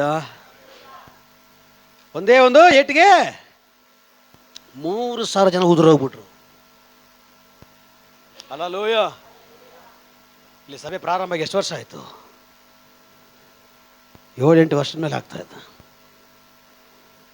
ಎಷ್ಟು ಉದುರಿಸಿದ್ಯಾ? ಹಲ್ಲೆಲೂಯ. ದೇವರು ನಿನ್ನ ಇಲ್ಲಿ ಈ ಏರಿಯಾದಲ್ಲಿ ಇಟ್ಟಿದ್ದಾರೆ ಅಂದರೆ ಈ ಏರಿಯಾಕ್ಕೆ ಫಸ್ಟ್ ಸಾಕ್ಷಿಯಾಗಿರು. ಈ ಏರಿಯಾಕ್ಕೆ ಫಸ್ಟ್ ಸುವಾರ್ತೆ ಹೇಳಿ, ಆಮೇಲೆ ಹೋಗಿ ಅಂತೆ ಲಂಡನ್ಗೆ, ಆಮೇಲೆ ಹೋಗಿ ಅಂತೆ ದುಬೈಗೆ. ನಾವೆಲ್ಲ ಹಂಗೆಲ್ಲ ಇಲ್ಲ. ಇಲ್ಲಿ ಇತ್ಕೊಂಡು ದುಬೈ ಕಣ್ಣು ಹಾಕೋದು, ಕಣ್ಣು ಹೋಗ್ಬಿಡ್ತದೆ. ಅರ್ಥ ಆಗ್ದಲ್ಲ ನಿಮಗೆ? ಅರ್ಥ ಆಗಿಲ್ಲ? ಏನು ಅರ್ಥ ಆಯ್ತು? ಈಗ ಹೊಸಳ್ಳಿ ದೇವ್ರಿಗೆ ಮಿಟ್ರದನಿಕೆ ಅಲ್ಲಿ ದೃಷ್ಟಿ ಇದ್ರೆ ಸಾಕು. ಚಿಕ್ಕಬಳ್ಳಾಪುರ ಕಣ್ಣು ಹಾಕಿದ್ರೆ ಏನು ಪ್ರಯೋಜನ? ಚಿಕ್ಕಬಳ್ಳಾಪುರದಲ್ಲಿ ನಿಮ್ಮ ಅಪ್ಪ ಅಂತವ್ರನ್ನೆಲ್ಲ ಇಟ್ಟಿದ್ದಾರೆ ದೇವರು. ಎಲಿ ಹಂಗೆ ಮೆರಿತಾ ಇದ್ದಿದ್ದು ಯಾರು? ಎಲಿಯ. ಪ್ರವಾದಿಗಳಲ್ಲ, ನಾನೊಬ್ಬನೇ ಮುಟ್ಟಾಳ ಜನ ಇಟ್ಟಿದ್ದಾರೆ ಸಪ್ರೇಟಾಗಿ. ನಿನ್ನ ಮಾರ್ಗದಲ್ಲಿ ನೀತಿವಂತನಾಗಿ ಭಯಭಕ್ತುಳ್ಳವನಾಗ ನಾನೊಬ್ಬನೇ ಅಪ್ಪ ನಡೆಯೋದು. ದೇವ್ರ ಮಗನೇ ತಡ್ಕೋ, ಇನ್ನೂ 100 ಜನ ಅಲ್ಲಿ ಇಟ್ಟಿದ್ದೀನಿ ಸಪ್ರೇಟಾಗಿ. ಅದು ನಾವೆಲ್ಲ ಹಂಗೇನೆ. ನಾನೇ ದೇವ್ರು ಒಂದು ಕೊಟ್ಟರೆ ನಾನಲ್ಲವೇ ಅಲ್ಲ.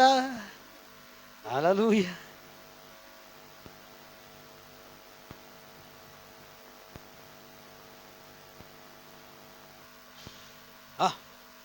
ತಟ್ಟೆಗಳೇ ಬೀಳ್ತದೆ ಜಾಸ್ತಿ. ಹಲ್ಲೆಲೂಯ. ಒಂಟಿ ಮನೆ ಹತ್ರ ದೇವ್ರು ನಿಮ್ಮನ್ನು ಇಟ್ಟಿದ್ದಾರೆ. ಎಷ್ಟು ಉದುರೋಗಿದೆ ಅಲ್ಲಿ.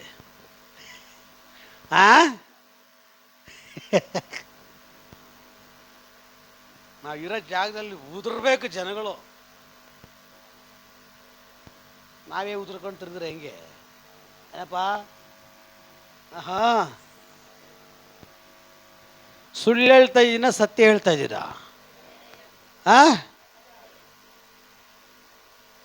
ಈಗ ಇಲ್ಲಿ ಒಂದು ಪೊಲೀಸ್ ಸ್ಟೇಷನ್ ಇದೆ, ತಾತ್ಕೊಂಡಿಲ್ಲಿ ಚೌಡೇಶ್ವರಿ ನಗರದಲ್ಲಿ ಒಂದು ಬೇಕಾ?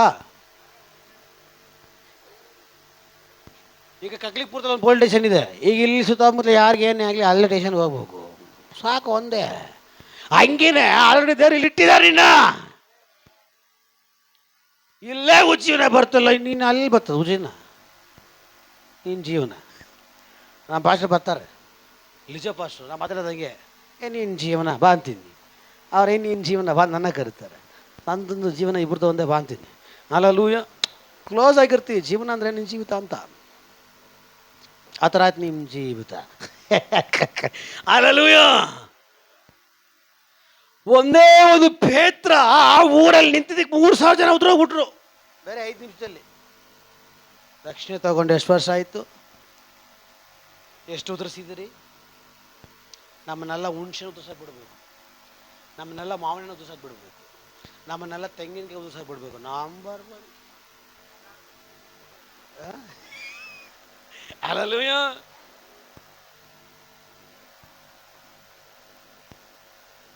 ಉಜ್ಜೀವನ ಅಂದ್ರೇನು?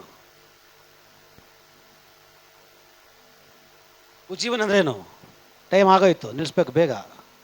ಉಜ್ಜೀವನ ಅಂದ್ರೇನು?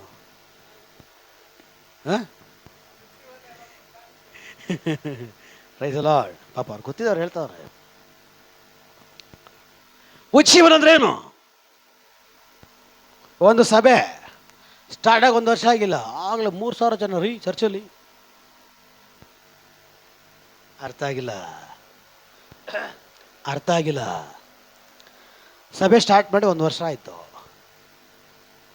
ಆ ಸಭೆಯಲ್ಲಿ ದಿಢೀರಂತ 3,000 ಜನ ವಿಶ್ವಾಸಿಗಳಾಗ್ಬಿಟ್ಟಿದ್ದಾರೆ. ಅದು ಉಜ್ಜೀವನ.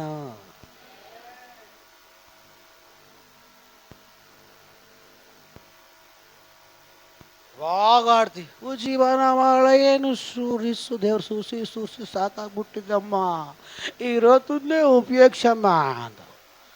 ಅನಲೂಯ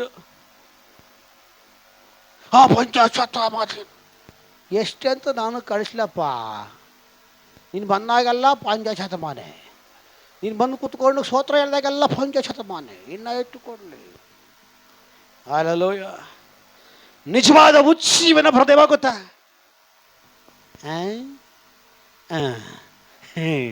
ನಿಜವಾಗಲೂ ಉಜ್ಜೀವನ ಬರೋದು ಯಾವಾಗ? ಬಂದಮೇಲೆ ಅಂತ ಕೂತ್ಕೊಂಬೇಡ್ರಿ. ನಿಜವಾಗಲೂ ಉಜ್ಜೀವನ ಬರೋದು ಯಾವಾಗ? ಬದಲಾಗಿಲ್ಲ ಪುನರುತ್ಥಾನ ಅಂದು ಎಲ್ಲರೂ ಹೀಯಾಗಿ ಎಲ್ಲವನ್ನು ಎಲ್ಲ ಗೊಡ್ಡು ನಾವೆಲ್ಲ ಹೊಂದಿಕೊಂಡು ನಡ್ಕೊಂಡು ಸೋತಿರಮೆ.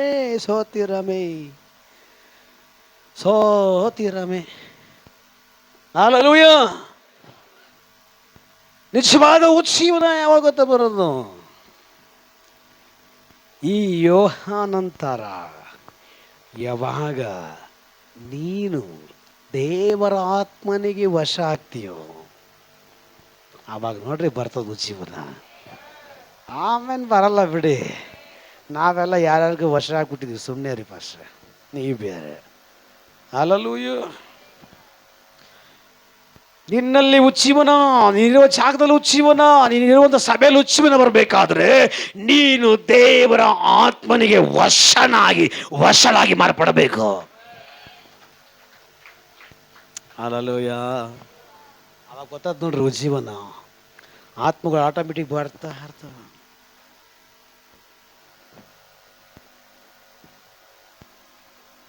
ಈಗ ನೀನು ದೇವರ ಆತ್ಮನಿಗೆ ವಶ ಆಗ್ಬಿಟ್ಟೆ. ಈಗ ನೀನು ಏರಿಯಾದಲ್ಲಿ ಇದೆಯಾ, ನಿನ್ನ ಮೂಲಕ ಹೋಗಿ ಅಲ್ಲಿರೋ 1000 ಜನ ಬಂದ್ಬಿಟ್ರು. ಆಮೇಲೆ ಬರಲ್ಲ. ನಾವೆಲ್ಲ ಏನು ಗೊತ್ತಾ? ನಾನೇ ಇಲ್ಲಿ ಇರಬೇಕು, ನಾನೇ ಸಾಪೆ ಹರಿಬೇಕು, ನಾನೇ ಇಲ್ಲಿ ಕುತ್ಕೊಂಡು ಹೋಗ್ಬೇಕು, ಹಿಂಗೆ ಇದ್ರೆ ಸಾಕು.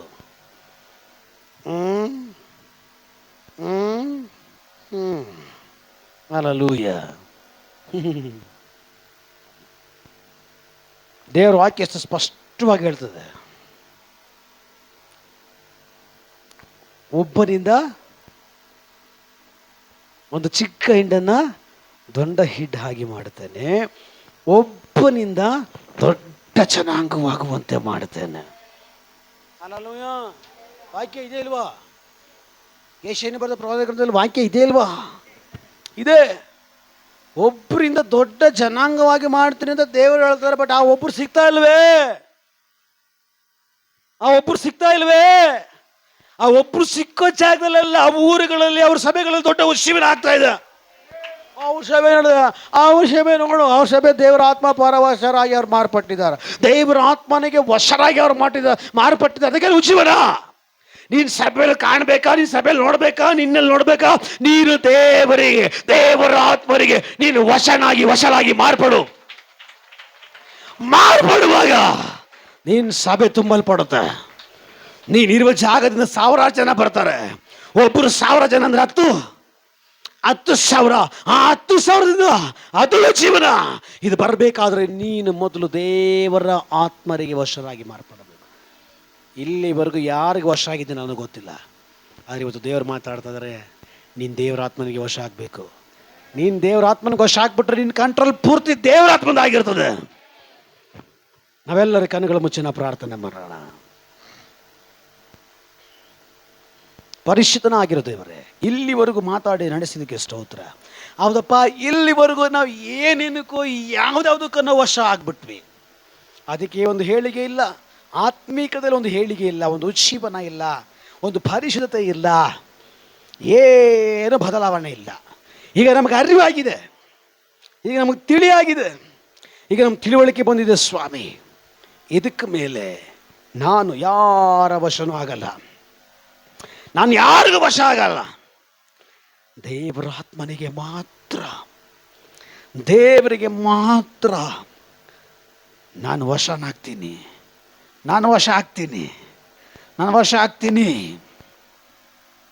ನಮ್ಮೆಲ್ಲರನ್ನ ಒಪ್ಪಿಸ್ಕೊಡ್ತಾ ಇದ್ದಾವೆ. ದೇವರಾತ್ಮನೇ, ನಿಮ್ಮ ಕಂಟ್ರೋಲ್ ಕಂಟ್ರೋಲ್ ನಮ್ಮನ್ನು ನಡೆಸಿರಿ, ನಿಮ್ಮ ನಿಯಂತ್ರಣದಲ್ಲಿ ನಮ್ಮನ್ನು ನಡೆಸಿರಿ. ಅದಕ್ಕಾಗಿ ಸಂಪೂರ್ಣ ಒಪ್ಪಿಸಿಕೊಟ್ಟಿದ್ದೇವೆ. ಮಹಿಮೆ ನಿಮಗೆ. ಪ್ರಾರ್ಥನೆ ಕೇಳಿದಕ್ಕೆ ಸ್ತೋತ್ರ, ಮಹಿಮೆ ನಿಮಗೆ. ನಮ್ಮ ನಾವು ತಗ್ಗಿಸ್ತೀವಿ, ಹೆಚ್ಚಿಸಲ್ಪಡಬೇಕು. ಎಲ್ಲವನ್ನು ಯೇಸುವಿನ ನಾಮದಲ್ಲಿ ಬೇಡಿ ಬಿಡುಗಡೆ ಹೊಂದಿಕೊಂಡಿದ್ದೇವೆ. ಜೀವವುಳ್ಳ ತಂದೆಯೇ, ನಮ್ಮ ಕರ್ತನಾದ ಯೇಸು ಕ್ರಿಸ್ತನ ಕೃಪೆಯು, ದೇವರ ಪ್ರೀತಿಯು, ಪವಿತ್ರಾತ್ಮನ ಅನ್ಯೋನ್ಯತೆಯು ನಾವು ಪ್ರಾರ್ಥನೆ ಮಾಡಿದ ವಿಷಯಗಳ ಮೇಲೆ, ಸೇರಿ ಬಂದ ದೇವರ ಮಕ್ಕಳ ಮೇಲೆ, ಎಲ್ಲ ಪರಿಶುದ್ಧಗಳ ಮೇಲೆ ಯೇಸು ಕ್ರಿಸ್ತನ ಬಣ್ಣ ತನಗಾವಿರಲಿ. ಜೈ ಕೊಟ್ಟ ದೇವರಿಗೆ ಜಯದ ಘೋಷ. Alleluia, alleluia, alleluia. ಕರ್ತನಾದ ಯೇಸುವೇ, ಬೇಗ ಬನ್ನಿ ಸ್ವಾಮಿ. ಆಮೇನ್. God bless.